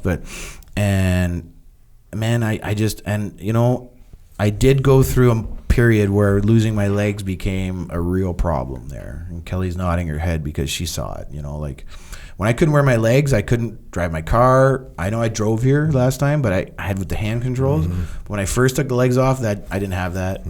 I was in an apartment by myself. Anyway, I just, here I am. Do you the dog's coming up because she can feel him getting a little worked up right now. How hard day to day are you thinking to yourself? Like, what's the temptation level daily where you have your friend that delivers? Right now? Yeah. None. So how hard is it on, like, a day-to-day basis? What's the temptation like? At first, it was massive. Like, I would, that show Narcos? I haven't, you know the show Narcos. Yes. It's about Pablo Escobar. Okay. So they just came out with season 2, which is now the Mexican cartels. I haven't watched a single episode. we were watching Pulp Fiction, and I had to turn it off when what's her name did a line of coke. When John Travolta was picking her up, like that is like I even now I avoid anything that has drugs in it for the most part. And at first it was, and even when I was using, like if I was on a roll where I was like 2 or 3 or 4 days where I hadn't used, if I put on a show like Scarface, I was like, oh, you can't watch Scarface sober, you know, deliver an 8-ball or, you know, and a case of whiskey. But, you know, as time has gone by and Kelly and I are finding more positive things, like HQ is happening. We call it HQ because it's headquarters for everything that we're going to do for the future. And we just started we're trying to start a home business called Fire Team Alpha, where we're Fire Team Alpha. I don't know how you guys designate in the SEALs, but for us in a section, you have Fire Team Alpha, Bravo, Charlie, Delta. So we're Fire Team Alpha within the section. And we want to help other couples and individuals, right? And our life coaching is going to involve some tactical flavor, you know, so shooting if you want, things like that. But so, you know, like we're doing it, and the closer we do it, and the more steps we take, we were last night we were driving here from LA, and we were both just kind of like, remember like 3 months ago? It feels like forever ago, you know, like, remember I used to be addicted to cocaine? And she's like, what do you mean used to be, right? Like, it's a bit of a reminder, but for me, I don't even know that guy anymore, you know, but that was just me back in December. And I like that. I was in rehab with people that this is their 5th time, and that scared the shit out of me. Yeah. I was like, what do you mean your 5th time? And then this other guy, you know, and they're all in their 20s. And they've been to rehab 3, 4, 5, 6 times. I'm like, damn, I need to figure out a way to A, never be here again, and B, help you guys never come here again. You know, so we're even setting up a system with the rehab place because it's a good place. And it takes people from America and Canada. It's called Thousand Islands Rehab. It's right on the border with the St. Lawrence. We are working on a system where because transitional housing from rehab to normal life is a bit of a problem. So we are setting up, once we have the headquarters built and everything by the end of the year, by next year, we're hoping to have like 3 or 4 bunks set up where we can bring in like-minded people from rehab. Do you already have a building for HQ? Or are you working on it? We're working on it. We're close. We think we have something. I am moving to Stittsville from Orleans in Ottawa. That means going from the far east end to the far west end. We're very close. I don't want to let the cat out of the bag in case, but the guys that are helping me are really guys I met in politics, actually. And they're really great guys, and they see, you know, they've never held anything against me for what I've done. And if anything, at 42, it kind of sucks to be starting over again. It's better than the alternative. But it's better than the alternative. And, you know, I could have stayed in politics and you know, it's $110,000 a year job, which is great and stuff. But I quit a job in the 90s where I was making like 65 grand a year in the 90s as a 19-year-old, putting things together for Ford. Making way too much money, stupid money for a 19-year-old because I wanted to join the Army. And I went from $850 a week to $520 every 2 weeks, and I loved it. And that's what Kelly and I are doing now. We are spiritually rich, and we want more. We're getting greedy. We want more and fulfillment and enrichment in our lives, and we just want to surround ourselves with good people. Yeah, you know, and you said earlier, and I held on to the thought. You said, "Hey, you know, you got to take care of yourself first." But you also, and there is definite truth to that, because if you don't take care of yourself, you're not going to be able to help anyone else. Yeah. But I'm telling you, and you already know, because this is what you're talking about, you can take care of yourself. Once you got yourself under control, there's no better reward in life than helping other people and moving people in the right direction and helping people find the path. So, well, I mean, even through all these troubles, we talked about right before the show, the recruiting depot for the Canadian Armed Forces called me, and I don't even think I was at a rehab yet. Was I, babe? No. No. And like I said, I wasn't shy about what was going on, and the top shot from every platoon now going through our recruitment depot is going to get the Master Corporal Jody Mitic Top Shot Award. There's no greater honor. And I get to go and give a speech now to these troopers, these young troops, as they leave they're now soldiers. They've finished basic training. And I get to go and tell them, like, hey, look at me. Look at what I did. And I'm a complete fuck up. But, you know, it's who you are on the inside. It's how you redeem yourself. And it's how you look after those around you that makes you who you are. At least that's what I think. Look, and here I am giving you a speech less than 3 months after finishing rehab, or just like 3 months after. And you know what? Hey, as awesome as the Congressional Medal of Honor or the Victoria Cross for me is, having something named after me that all the new troops see, and some will point at and go, I fucking want that. I want that award. That's the best, greatest honor the military probably could have bestowed on me. You know, to say you are someone we want our troops, our youngest, newest members to aspire to be like. Man, I got a job. My job is to to be that guy. Yep. And if it means you screw up, it means you own it and you dust yourself off and you carry on. You know, and you find a way and you know what? And that's all I'm gonna keep doing. That's why, like, friends like you and things like this, podcasting in our generation is how we do that. And like, again, I talking about it, I'm trying not to get emotional because there's a Master Corporal Jody Mitic Top Shot Award, and it's not just at like some unit mess hall, you know, like every new recruit going through the depot is going to see this thing.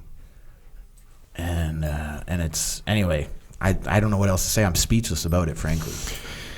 Well, that's awesome, and I mean that's just an awesome honor that these young recruits are going to come in, and they're going to, every single recruit in the Canadian Army is going to know who you are and what you represent. And part of what they're going to see of what you represent once they know your story is they're going to realize that you're not perfect, and they're going to realize that no one's perfect, and they're going to realize that they can get control over the things that have gotten out of control. And they can move forward in a positive way and make the absolute best out of what they're doing with their life. Like, I don't know about you, but like something like that puts me in a position to be a mentor to these people. Oh, for sure. And like same with like my podcast, your pod. People come to you, I'm sure, out of the blue with lots of things, and you know, sometimes I stopped responding for a while because of where I was, but now I'm getting back. Like, I wear your T-shirts again, bro. Like, I don't know. Did we say that? Did we say that on the air? Yeah. I want one of those before I leave. You know, because discipline does equal freedom, and it doesn't mean you govern every moment of your day, but it means the more disciplined you are with yourself, the more free you are to be yourself. Does that make more sense? That's how I've always seen it. That's what discipline equals freedom is, man. That's what Jocko, it is. You know, I feel like we're coming to a natural conclusion here. Maybe I'm wrong, but thanks, man. Like, both of you. Like, I need people like you that, like, guys, I look up to you, man. Like, I know it's weird. It's weird. It should be the other way around. I know, but I do, man. I want that Top Shot Award. I do. And you know, you really helped me a lot. You know, and I hope I can repay the favor one day. And I know you say I don't know you, but I couldn't achieve what I'm doing now without the support of people like you in my life. And Echo, of course. Well, you're right. You don't owe me anything, and the only thing that I would like is for you to stay on the path and keep moving forward and keep kicking ass and stay clean and keep doing what you know you're capable of doing and what you're destined to do. Good copy. Check. All right. I think that is a natural. Can I just give a quick shout out to Wardoll? Yeah. This is the Wardoll t-shirt. I think it's called the Dreamcatcher. He's a veteran in Canada. Go ahead, look him up and order some of his t-shirts. Help him out. A full, is it 20? I think 20% of his proceeds go to charity for veterans. That's awesome. Yeah. Wardoll? Wardoll. The Wardoll. He's got like a blog and he has some cool swag. He's a good dude. He's a good dude. Yeah, that's a pretty cool looking t-shirt. Yeah, I noticed it on the way in. Yeah. I'll have him send you some. Check. Echo, Yes. Speaking of the path Sure, and the path. whatnot, we see it's easy to slip off the path from time to time. It is. If we want to get back on the path, if we want to stay on the path, recommendations Sure. from Echo Charles. Cool. I recommend jiu-jitsu. So jiu-jitsu as a so you were talking about what? I'm Relieving starting stress. jujitsu, by the way. I like that. Good. Yeah. So relieving stress. You will have a good time with jiu-jitsu. Yeah. Yeah. I'm finally comfortable enough with my leg stumps that I feel like I can roll with people without feeling inadequate. I've rolled with quite a few people with various stumps. Yeah. Yeah. Stumps. Leg and stumps, Inability. arm stumps. Yeah. Max. Hell, we got Jeffrey Al here. He's got no hand, and he chokes you with that stump. He's got a stump, and he chokes you with it. Oh, yeah. Sticks it right into your Adam's apple Oh yeah. in that certain position. Part of the game, man. Yeah. He's gonna use it. Yeah. There's people no hands, no legs, both. Yeah. I'm finally able to deal with it. Yeah. And you're below the knee too, so you can do some. There's some all good kinds stuff. of kinds of things can go down. Oh yeah. So yeah, that's a good way. Stress relief, that's one of those ones that it's probably one of the biggest stress relievers there is. Yeah. That I've had anyway. My life is very, simple. Even right when you begin. He gets super stressed out. Yeah, As we know, sometimes you got the dishwasher. If you want to go soy sauce bowls to their spot or silverware over there. That's a tough decision. You get stressed out. Luckily, you can do the jiu-jitsu to relieve that. Anyway. I'd be stressed about the state of this table. I did 2 a day yesterday. I did 2. I did morning jiu-jitsu, afternoon jiu-jitsu. Morning gi, evening no gi. And you know what? My stress level was Super low. Yeah, it was so low. I was so stoked. But that's, I did one yesterday, and I thought noon. Dang. Yesterday. Okay. Check. Yeah, bro. Avoidance. Well, my Understood. evenings are less, how should I say, available. Yeah. As far as that kind of Because stuff. you're working. Yeah, doing various things. Nonetheless, stress relief, jiu-jitsu, right? Where that's like a double, maybe even a triple, actually maybe even like an endless benefit situation. Jiu-jitsu. Yeah. But as far as the stress Physical, relief, mental stress relief, yes. yeah, and it's so You're gonna like prevalent. it, man. And you were gonna hate it at first because you're gonna get choked. Yeah, Big You're gonna get Jody. arm I'm locked by prepared people. for that. People, little 120-pound people are gonna choke you. They're gonna arm lock you, and you're gonna think this is not fair. Yeah, But it's not fair. They know jiu-jitsu. I've been like a spectator of the community for so long. Yeah. Though. Like before I got wounded, my plan was to come home and actually like train and try and get a one MMA fight. Yeah. Because in Canada, like it wasn't that big a thing before 2006, and then the whole getting blown up thing. Yeah. But I'm fully prepared for the humility that It's very jiu-jitsu humbling. brings because I need it, frankly. Yeah. We all do. If you look at it, and since you're who you are and how you are, you're gonna have trouble avoiding the part that it's like, yes, this person is like beating me up and can beat me up even though they're smaller. So you're probably not gonna be able to avoid that element of regarding it. It's a reaction. It's a common reaction to what's happening. Yes. So as long as I train to prepare for that. Yes. Like if I train my mind, right? Yes. But it doesn't change that if Kelly chokes me out, I will feel inadequate for a while. Yes. And that's so there's that part. But Or will I? you might feel a little bit more. Yeah.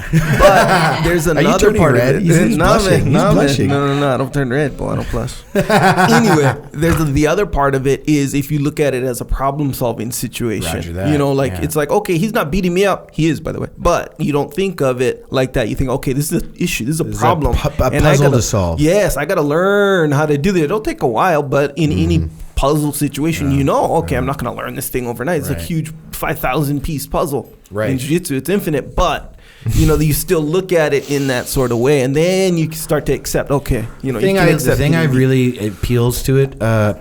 What appeals about it to me is that even practitioners like of your guys' level, like Jocko's level, or even what's his name, the guy who notice how he separated us. Yes, well, Jocko's been at it. You've been at it since right. you were like what, 12 or something? Like no. What's the guy Gracie? Even he says he learns every day. Yeah, that's the truth. And that's what it appeals to me because there's no true experts. I mean, there are people that will kick your ass every day, but even they have someone that could kick their ass. Always learning. Yes.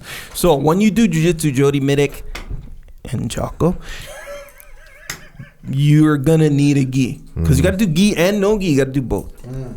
I think. The way to fully stay on the path. 100%. Do both. So you need a gi. You get an origin gi. You don't got to ask what kind of gi do I get. Now you know origin gi. You saw the one I just got. You got one for me? Yeah. We will. You know, we working on that one. And we'll get one for you for sure. Okay, roger that. Yeah, no doubt. Her size too? Yeah. Okay. Yeah, we'll get you what you need. We'll rock Origin all best day. skis in the world, straight up, factually. Made in America. I know you're from Canada, but made in America actually means a lot. Yeah. Hey, bro. Yeah. North America. We're a Check. team. North We're a America, team. yeah, 100%. So you can say made in North America, which is also true. America, hey, America means quality to me. It does. Except for 80s cars. That's it. 80s cars, But even we got- you put them back together yourself, and it's just a piece of pride that you can have in the driveway. You're good. Indeed. And these gis are no exception, by the way. So yeah, you go to originmain.com. That's where you can get them. They got a lot of other stuff, jiu-jitsu and just regular stuff, Regular life stuff. Like jeans. Yes. That's what I got to get you. I got to get you some Origin jeans. I'm a big fan of jeans that fit right. Yeah, they're legit. And you get your supplements there. Which will keep you in the game, on the path, 100%. Mm-hmm. Oh yeah, most 100%. important supplement. 100%. Yes. 100%. Yeah. That's and awesome. I don't really use 100%. Well, I do, Yeah. but Do you want to say 99 just in case? no, negative. No. Not Oh, in wow. this case. That's committing. That's normally, commitment. I would say 90 cent. You know, the 1% wiggle room. I get it. Not in this case. Actually, they've proven to be the most important supplements I've ever taken. Better than Jocko's? They are Jocko's. Actually, sorry, now that you okay. mention it. So, Jocko Krill, Super Krill Oil, Jocko Joint Warfare, made in Origin Labs. Yeah. Roger so you that. get them at That's Origin. why. So, you know, That's I where your see where confusion comes you in. know, yes. I can see. Okay, now I see. But nonetheless, they are straight up. They'll keep you in the game. See what I'm saying? Okay, so Discipline Go, which is a little bit of a nootropic. Yeah. Boom. But Jason Gardner did his first Echelon Front gig. Nice. Dang, right in the game. Bro. Right in the game.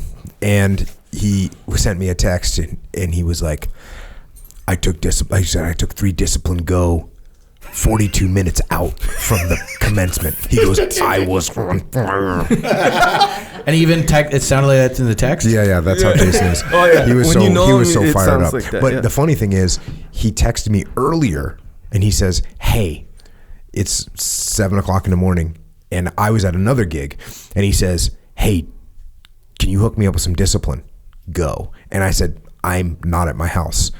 My wife can get you the supply. On standby. See, this is sort of like the supply thing, right? Yeah, in a This good is way. like, Hey, yo, you deliver, bro? We deliver. Oh, so okay. he went Yeah. to my house, picked up enough Discipline for his gig, Discipline Go, and then he hit it. So, it's good yeah, to if support. you feel like you might need a little something to clarify your thoughts, True. to ignite a little bit of extra brain power, Yes. get yourself some Discipline Go. You can just get the regular Discipline powdered drink. Yeah. The thing is, if you're going to be doing something where, let me just call it what it is. If you're going to have to go to the bathroom, Yeah. and you don't want to, like if you're going to go on stage and talk to people for 2 hours, and in the middle of it, you got to go, hey, everyone, hold on a second. Which, by the way, I've never done, and hopefully I never will do. Yeah. So that's that. You don't know anyone that's done that. I don't know. I mean, Like, you might have you feel ever it, just you had know? to like go to the bathroom so bad? Well, in the middle of a presentation, yeah. But you don't. No, you don't. No, But you don't But like that let me feeling, let me that's put the it to you. point. Let me put it. Okay, I used to, before going in the field, hydrate like crazy. Yeah. And Yeah. and then so you hydrate like crazy, Yeah. and then you get on a helicopter. And you got to piss. And then you got like a 48-minute, and as soon you're getting on the helicopter, you're like, okay, I should go right now, and you don't because someone's like, hey, come on, Willink, get in here. So you get in, and then you're flying, and you have to go to the bathroom so bad The whole time. Yeah. It like hurts. I've run off the Herc, made a just- hard right, and just pissed. Yeah. Like, because the whole flight, you just ready so to there bust. are some Avoid times that. where that is really a problem. So Discipline Go can help you out with that. Boom. Easy money. Also, milk with some additional protein. You're going back in the gym, or if you're already in the gym, whatever. Milk, boom. Another two-pronged effect with the milk as well. Additional protein and dessert. Yep. Boom. Dessert tastes Easy money. delicious. Don't forget about the Warrior Kid Milk, which kids everywhere are basically. If you want your kid to be just a complete destroyer on the mats, in school, in everything that they do, get them Warrior Kid Milk. Yep. And they'll be happy Dude, about it too. I by the way. went off and I had to tell who was it? Tyler. You know Tyler, the kid from Origin? Yes. He was doing like the Jocko in New York City little video. And I said, I was going crazy, kind of like I just did. And I was saying that if you don't give your kids Warrior Kid milk, that's child abuse. Yeah. Oh, yeah. It kind of is, yeah. That's neglect. If you think about this, though, and now I'm being real. If you have a kid and you give your kid Strawberry Quick, which is literally filled with sugar and crap, or you could give them Strawberry Milk, which tastes just as good, if not better, and it's 100% good for the kid. How is that not child abuse? It is not. Okay, not so there you go. Abuse, yeah. You got to think about your choices. We're going to call the Child Protective Services when we're watching. Yeah. We're seeing Quick getting bought. You're going down. You're going to get in trouble. So Quick might have something to say about that. Chocolate and strawberry. Yeah, of course they do. Yeah. They're going to pay someone and put more money into some politician's pocket to come after me because we're trying to make kids stronger. Bring it on, world. Yeah. Bring it on. So that's that. Check. Yes, it is. Also, Jocko has a store. It's called Jocko Store. And this is where we get our apparel. Right. If you want to represent while you're on the path. It's good. We've got some new stuff on there. Lightweight hoodies. What do you say? What did you Brady, did you see Brady's vote?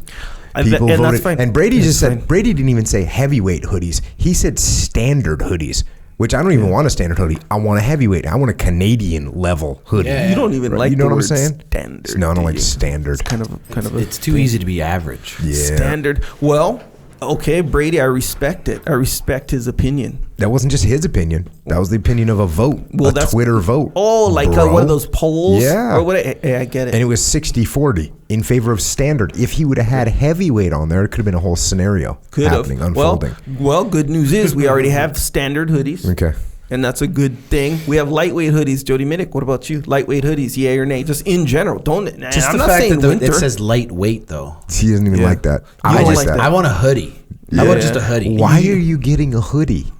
If you're not cold? Because people in the world exist with different, opinions, different thresholds, different takes on the hoodie situation, rather than you and apparently Jody Mitic. No, okay, I rock a thin, a thin material hoodie. Right. Oh, okay, that's underneath my vest. Yeah, that's what it is. Okay, which is full of goose down. You're over with Echo then. Yeah. No, but I have another. I have thicker. That's cool. Wait, he just said you're with me, and you just said no. So you're not. What I'm saying, I'm with myself here. Evidently. I have several layers of hoodie. Okay, good. Is what I'm saying. I have very thick for cold, extreme weather, and I have very thin for like California. Yeah. See, Jody is with me. Okay. But I did never call it lightweight. Yeah, okay. Is where I'm at. You know what I think? I just call it a hoodie.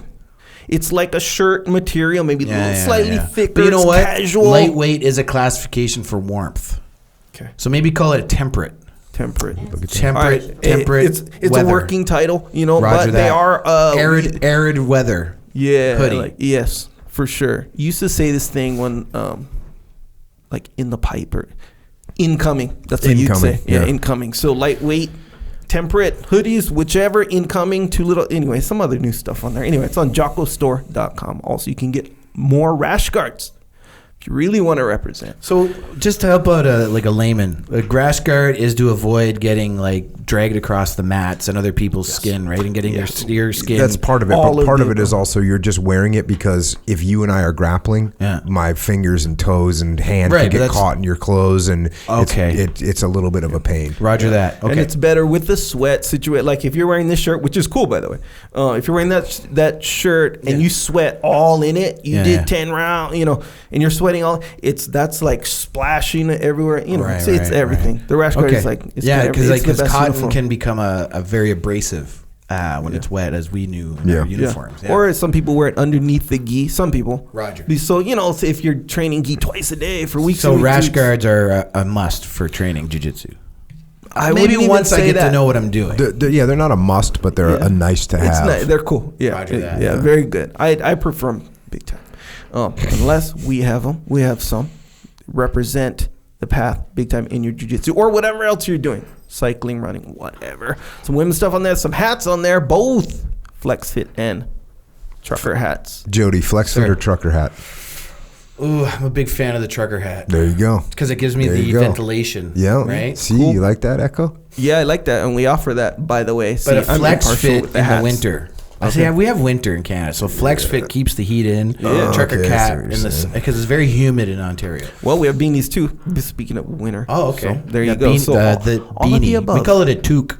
Toque. We call it a toque in Canada. Is that the one with the no? Well, yeah, or just anything that goes on your head that looks like a knitted cap. Yeah, knitted as cap. It's called in the Army Field Manual. Boom. A toque. Yeah, we have that. And get your toque, eh? I'm impartial. I don't wear nothing. I don't wear hats anymore. Yeah, no. As much. Sometimes. You don't have to. You have a beautiful, perfectly round head. I'm always hiding my hair. Yeah. When I have hair. When I have hair. Easy money. Because it gets curly and then it gets like really hard to manage. Yeah, very unmanageable. Actually, there's a picture up on my Instagram. If you followed Jody on Instagram, Echo, sure. Of me at 16, looking all kinds of roughneck with my hair. Yeah. I'm about this thick, and my hair is just a goddamn disaster. And it's beautiful. It's beautiful to see. A wild mane of Jody Mitic hair. Yeah. My favorite actor was Mel Gibson at the time. I'm just gonna say that. I respect that big time. Nonetheless, good stuff on there. If you jockostore.com, that's where you get it. If you like something, get something. Also, Jocko White Tea. Jocko White Tea. I've yet to try Jocko White Tea. It's really too bad because I got some right here and I've been trying it all day. Yeah.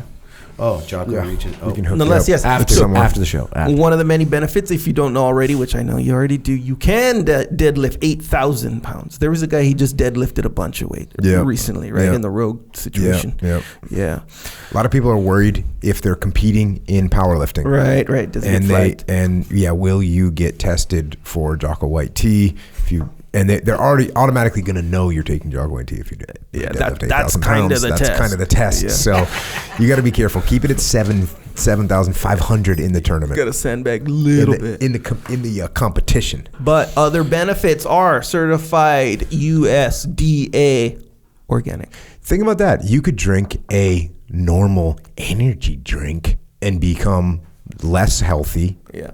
Or you could drink Jocko White Tea and you could become more healthy. More healthy, yes. Is that a hard choice to make? I don't think so, no. It's not even a hard choice to make. Drink what's going to make you more healthy. Also, subscribe to the podcast. If you haven't subscribed to the podcast yet, first of all, you have issues because this is 169, and I used to think that everyone had subscribed at this point, but it was actually Echo Charles that proved me wrong because somebody tweeted like, no, I just subscribed for the first time. So if you haven't subscribed through iTunes, Google Play, Stitcher, whatever. Leave some reviews. I was reading reviews. I always review the reviews is what I do that people write. It's healthy. Yeah. It's healthy to review your reviews. Yep. Okay.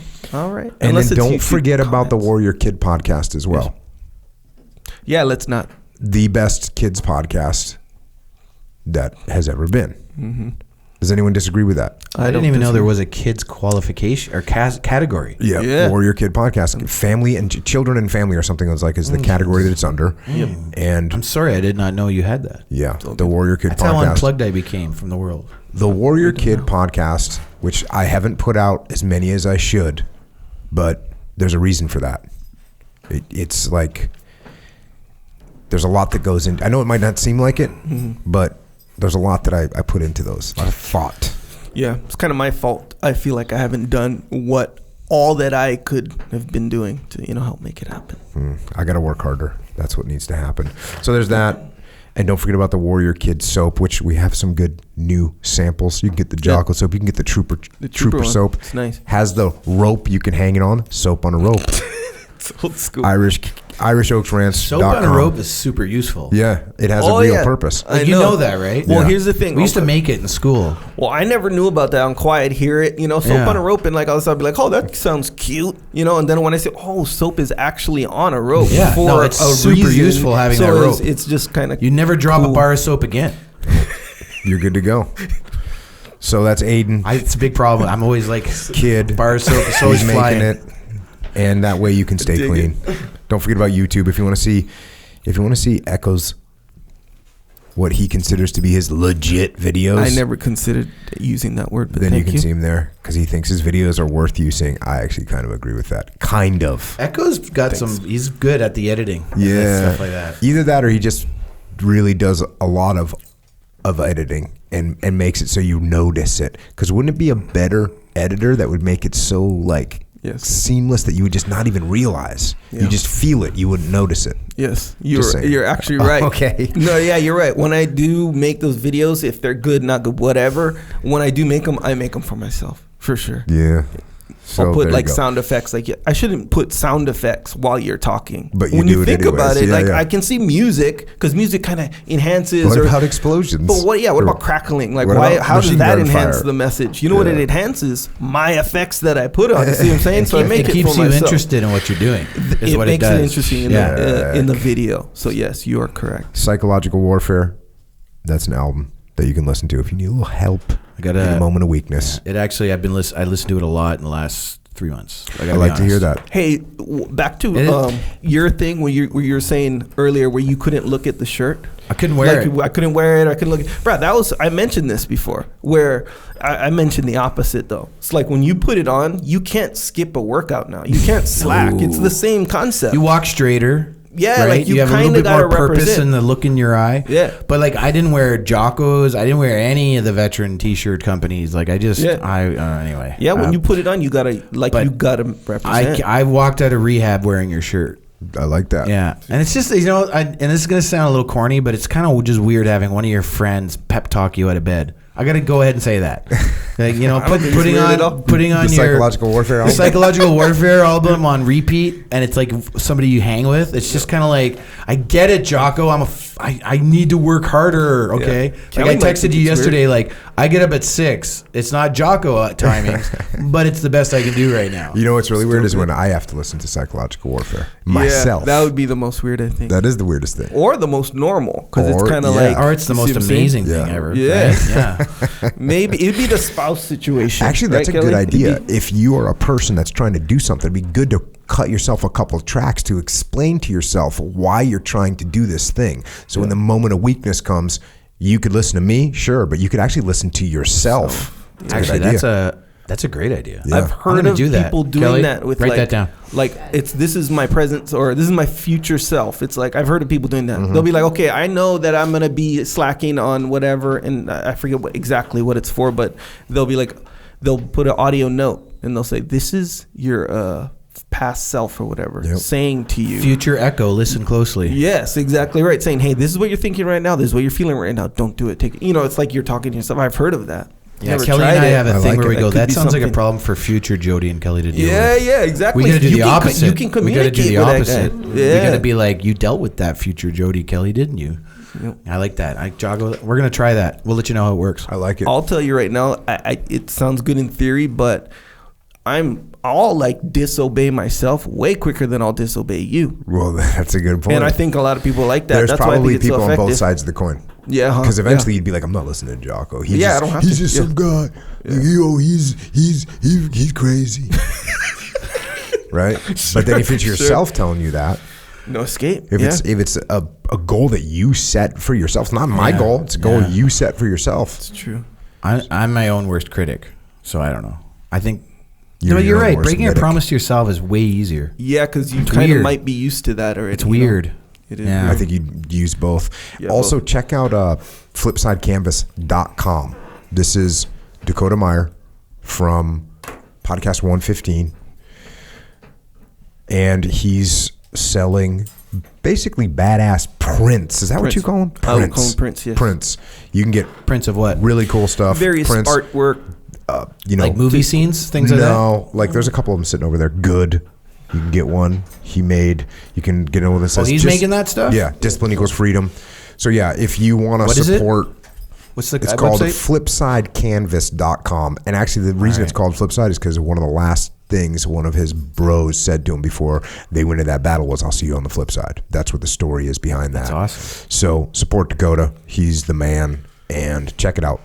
You can also get these well, they're kind of reminders to you that you can just hang up and get reminded. Oh, yeah. Because we need to get reminded, whether it's psychological warfare, whether it's a print, keep yourself on the path. Whether it's a T-shirt, keep yourself on the path. Yeah. These things have an impact. Yeah, and those reminders are actually way more like powerful. I hate to use the word powerful, but they're more powerful than you might think. Because think about like even like with drinking or something like this, where if you have like a planned day tomorrow where it has no room for drinking that day, no room for drinking the night before or that day, if you have it all planned out, you'll drink, your likelihood to drink way less.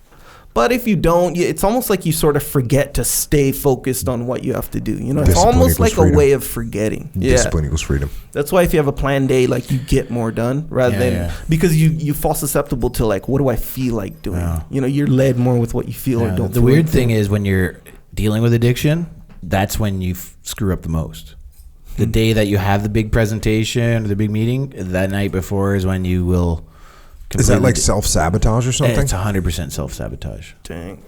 Because you want to get caught because you know you're doing the wrong thing. So you know what? A lot of what my behavior over the last 2 years was like, I think or subconscious was like, somebody like, because my actions became almost arrogant. Like in my boldness. Anyway, we're done with all that. Let's finish the commercials. All right, so these are more like announcements, tips to stay on the path. Hey, this is the Jocko Willing podcast. He can do whatever he wants. It's true. So home gym, right? We're doing home gym. You go to onit.com. This is where you get your kettlebells. Rings. I have all the monkey bells that they put out. Like 5 years ago. Remember those? I got them too. And I got the mace, the quad mace. The quad mace. That thing with is the awesome. head on it. Yeah. Do you have like a regular routine with the mace? I had one. Yeah. So I actually do that one time. I actually jacked my elbows because of all the shooting I did as a sniper. Oh yeah. So I had to build up my inner, because what's in the inside, it's the golfer's elbow, right? This is tennis. This is golf. Anyway, I had to build up the tendons, and then I could swing the mace. Yeah, see, and that's what I'm saying. You try to do a little routine. If you're not used to that, bro, you'll feel all those little weirdo muscles that you're not. You know, bro, one of my buddies sold a house here in San Diego, and he sends me a text. He's out of town. You know, he's in the Dames, and he goes, "Hey man, sold the house. Escrow closes tomorrow. It's done.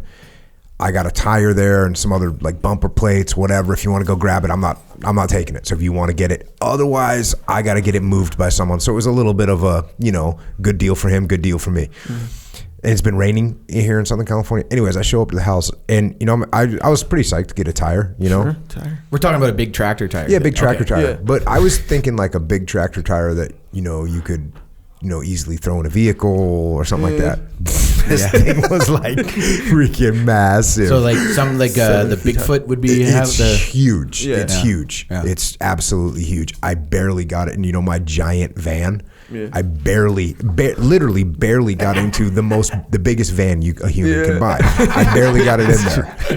And it was all filled with water. I had to get a cup and scoop all the water out. And then I'm wearing my flip flops. It was a nightmare. So to my buddy that, and you know who you are. I got your tire. It's in my backyard. I'm psyched now, of course, because now I got a cool tire. Dang, but I also was like one of those things like, I've got a call in like 30 minutes. I'll just drive over there, grab it real quick. No, I was out there barely making it back. But you made it. Yeah, I made it. So don't underestimate the tire. That's the deal. Clarify the tire. Oh, you got a tire? Okay. Yes, you need a moving truck to move it. Oh, okay. Give me a heads up next time. Yeah, you figure tractor tire.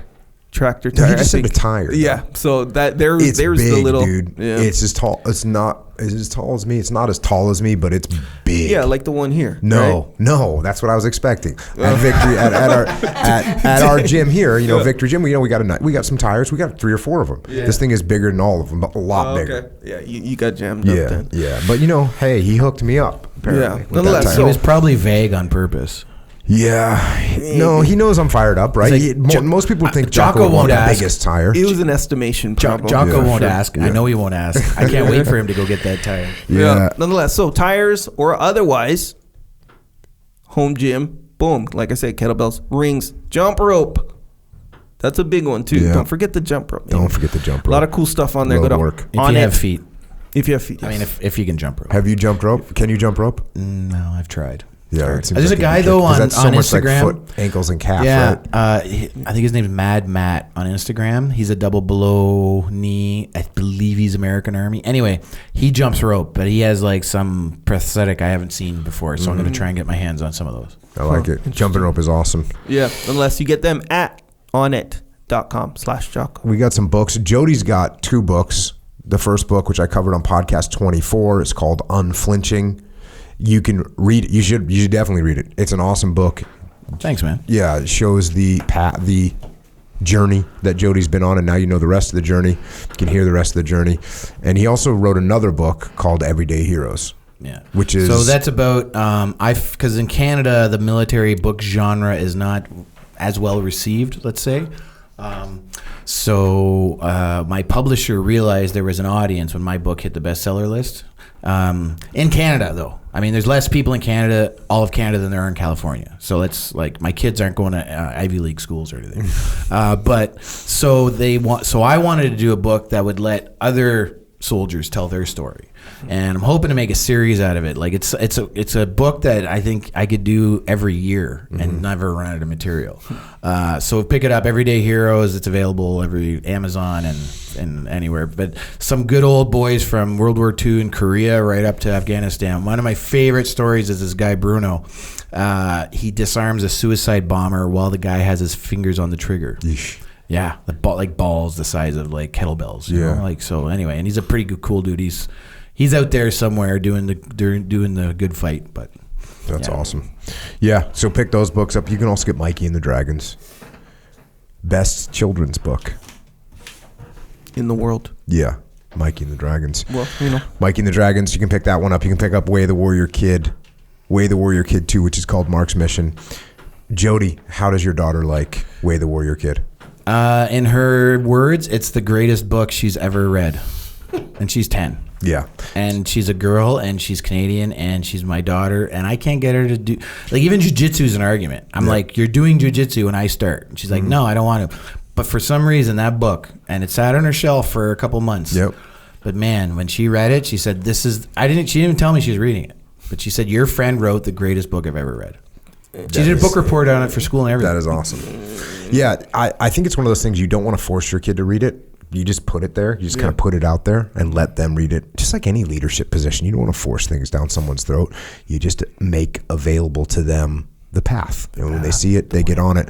And there's going to be a new Warrior Kid book coming out in the spring. I'll let you know when it's available for pre-order. The big pre-order. The name of the subtitle of that book is Where There's a Will. So you got that one coming. You got the Discipline Equals Freedom Field Manual. If you need to, it's another little reminder for life. It's another thing that'll keep you on the path. It keeps me on the path. Just have that book sitting on. One of my friends is at a hedge fund, and in their, it's like a really cool looking, hedge funds. They're New York City, all cool, all. Wolf of Wall Street type stuff. What's the sleek? That's the modern thing. They're very sleek. And he shows me a picture of like their when you walk in, and when you walk into a hedge fund, they want to leave an impression. That they know what's up. Yep. There's this big white table. What's on the white table? The field manual. The field manual. One book, just sitting there. And he says everyone that comes in picks it up and goes, "What is this thing? This is awesome." So, bro, it's perfect to be the only book too aesthetically. See what I'm saying? Especially if it's a white table or a black table. It goes with everything. Or a gray table. Yeah. Like it goes with everything. It's very nice. So get that book for yourself, for anyone that wants to get after it more or continually. Extreme Ownership. We talked about that a bit today. The lessons we learned in combat and how you can apply them to your business, to your team, to your family, to your life. Also the dichotomy of leadership, which is now starting to creep out from its older brother's shadow. Because extreme ownership, everyone knows it, everyone loves it. Sure. But they're like, oh, dichotomy, we don't know about your little brother. It's kind of like you, Echo. You're Jade's little brother, right? All right, yep, sure, yep. And it was kind of like, Jade was kind of the guy, right? I don't know. Came first. You're just the Echo, right? Oh, and Jade was Jade was bigger than you, right? Yeah, he was. Who's bigger than now? Echo? You see what I'm saying? So, dichotomy of leadership is like the Echo Charles of the Jade Charles family. Of the what's funny family. on that thread? Like before my Jody Mitic podcast episode 1, when we were coming to meet you, when I was coming, Luke and I debated if Echo, like I say, I can't wait to find out what Echo Charles's real name is. And Luke says, I hope it's Echo Charles, because I just thought it was, remember we talked about this? Alpha Echo Bravo Charlie, yeah. right? And then when I asked you and you're like, no, my name's Echo. And why? What's Charles mean? And you're like, it's my last name. It's My dad's last name. I was just re-listening to my shows the other day, and I was like, oh yeah, I can't wait to talk to Echo about like how I thought for sure your real name was like Ernie or something, and he called you Echo because it's cooler. Yeah, it starts with an E. We didn't want no Ernie on the podcast here. Well, kind of like how you did with Task Unit Bruiser. You did that exact thing. And maybe if your name was like Ernie, I would have had to change. I'm just your name. saying, instead of Ernie, it's Echo. Echo just sounds cooler. And then Charles was like, because like maybe your real name was Charlie or something. I don't know. Yeah, I dig it. Well, with these books, good news, by the way. Books. Speaking of books, all these you can get Everyday Heroes. All these books on jockopodcast.com. Yeah. I got them organized even. There's a list of books. All of them. And you can get The Dichotomy of Leadership there as well, and Extreme. All these books. Yeah, I got them listed on a page. Every book we've covered. Podcast, yep. You haven't got Everyday Heroes on there. You do now. I think I did for that original. Oh, okay. Wait, cool. My book was on your website? I think for when... real? Yeah, Not well, the original one. Unflinching That is, one wasn't. Yeah, Unflinching is for sure. Yeah. It is. Yeah, Thanks, man. Yeah. I didn't realize that. Yeah. Every book that we've done is on Thanks, guys. JockoPodcast.com. By episode. That's probably why it's still selling. It's still selling. It's still selling. That's what I mean. Well, the weird thing you got to remember is that the lag time on the podcast is there's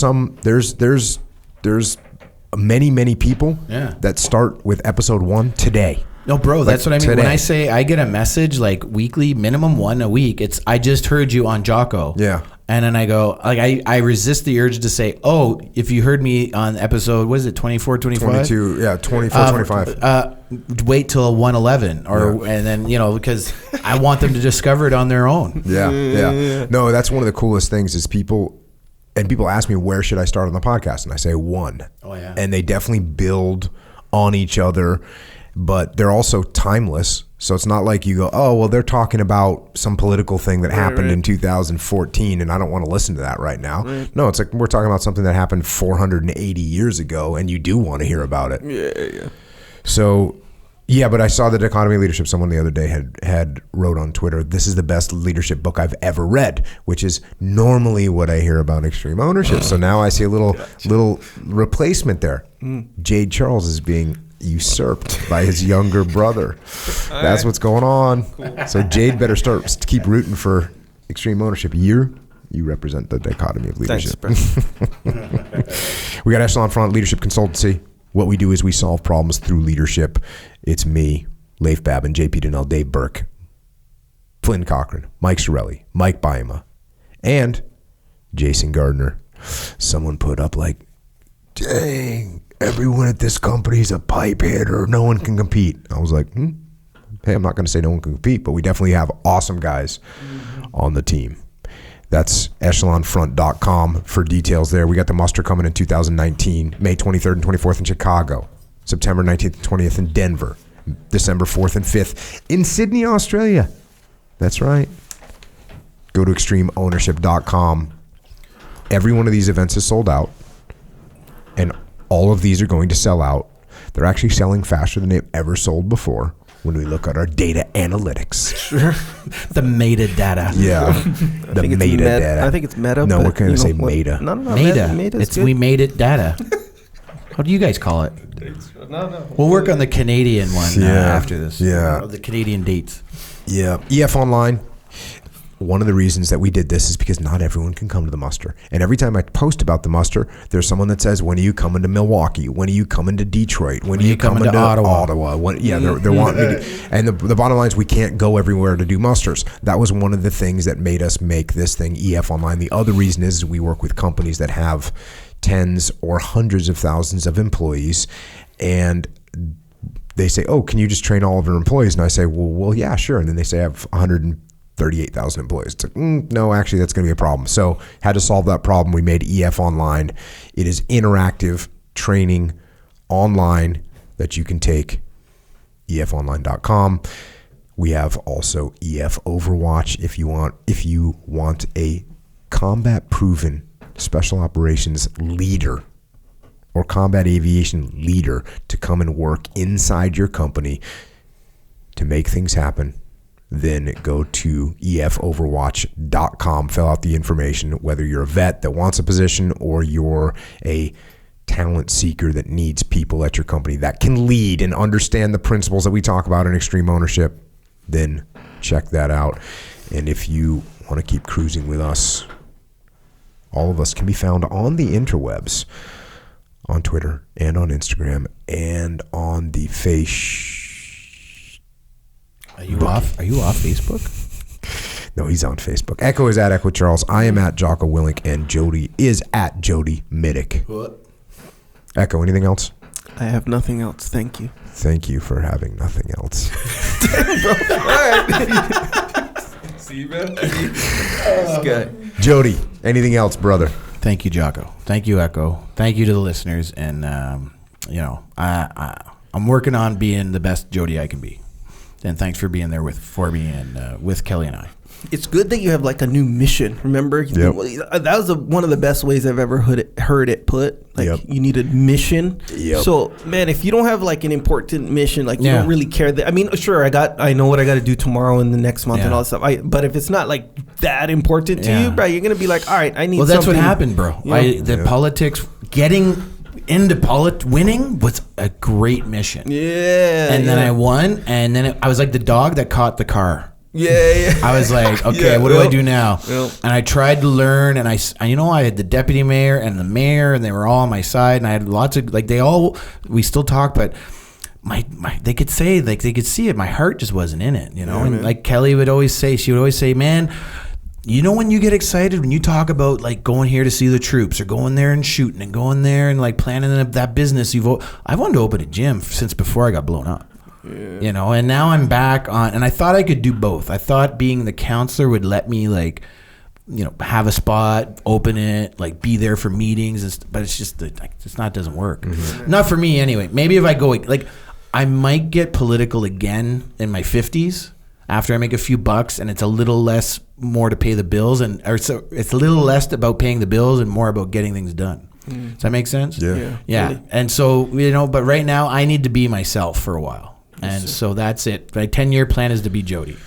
Boom. Check. And as Echo said, that's a new mission. The new mission with the place that you're developing. And you know, HQ. That's awesome. Unplugging for as long as I did. I didn't realize how much you're doing. And bro, like, the respect I have for you actually just went up hearing that. And it's not like it can go much higher. Don't get too egotistical or anything. But, you know, a guy like me thinking you're awesome. And my point is, everything you're doing is for the community. And I had to sit down. Actually, SHOT Show 2017, one of the guys I taught on his basic sniper he's one of the best snipers in Canada, one of our soft commanders. He said, you need to stop. He was another guy who told me, you can do more for the community as Jody Mitic, working for yourself, than for working for Colt or Damaco or any of these other companies that I was looking at. And, you know, and it's being able to take the reins of leadership that you have and start doing the things. Listening to you talk, I'm like, because Kelly and I, like, we have a 5 and 10 year plan where we hope we can have an employment website, where we hope we can have a speaking bureau that can take guys of a similar mindset and have a presence and put them out there delivering a good message. And you're doing all that, and you're being an example for my kids, dude. And like, and you know, it takes a village to raise a kid, and I want my daughters to know all the best people in the world, and you know, you're one of them, and you're just everything you're doing with the people around you. Like, I have someone that's leading the way for me, and I'm glad it's not just me doing it either. Does that make sense? Like, I'm 10 years behind you, but now I know it's possible too. Yeah, no, it's there's plenty of room. There's all kinds of people in the world that are down to move forward and move on. And and there's plenty of pie for everybody. That's the one thing. Right now in Canada, we're dealing with a little bit of like too much competition, not enough collaboration, and as far as the tactical after army world. But you know, and the reason I kept throwing in Ottawa and Canada there is because they're hungry for Jocko in Canada, and we should talk, and we have a little bit. Yeah, we have a little bit. But I'm telling you, it's probably bigger than you realize. Okay, so anyway, I just wanted to throw that in. You said anything else, and just listening to you talk gives me hope that everything I want to do is achievable. There's no doubt about it. I mean, I'm an average dude. That I'm a hard worker. I will say that, but nothing special in any other way, and I just and you're a work good hard to person, get after it. and good people attract good people, and you know, if you were hard to work with, people wouldn't work with you. And that's one thing I've learned. Like, you know, if you want good people around, you have to be a good person. Yeah, no, it's awesome to work with all the guys that I worked with before, and we're all working together again. I was actually with Jason Gardner, and we were just laughing because he got back from his gig, I got back from my gig, and he was just laughing, saying, "This is so awesome, man. This is so awesome." You're around all the people you were around in uniform, and now you can help each other again. That's what it's all about, man. That's what it's all about. And speaking of those people in uniform that allow us to do this podcast, people like you, Jody, all of our military personnel, and also the police and law enforcement and firefighters and paramedics and EMTs and correctional officers and border patrol and all the first responders that are out there in uniform, all of you allow us the freedom and security that we have and that we relish every single day, that allow us these opportunities. So thanks to every single one of you for providing it. And to everyone else that is listening, we talk about the path, and we talk about discipline, and we talk about living clean, but it is not an easy path. It is filled with temptations and pitfalls and hazards and traps. And it's hard to stay on the path. And if you fall off, it can seem even harder to get back on. But you can do it. You got to be honest with yourself. Do not be a slave. Don't be a slave to drugs or booze or emotion or whatever weakness is trying to be your master. Don't allow it. Tell the truth. Call out your own weaknesses, then impose discipline, impose your will, and climb back up onto the path and set yourself free. And until next time, this is Jody Mitic and Echo and Jocko.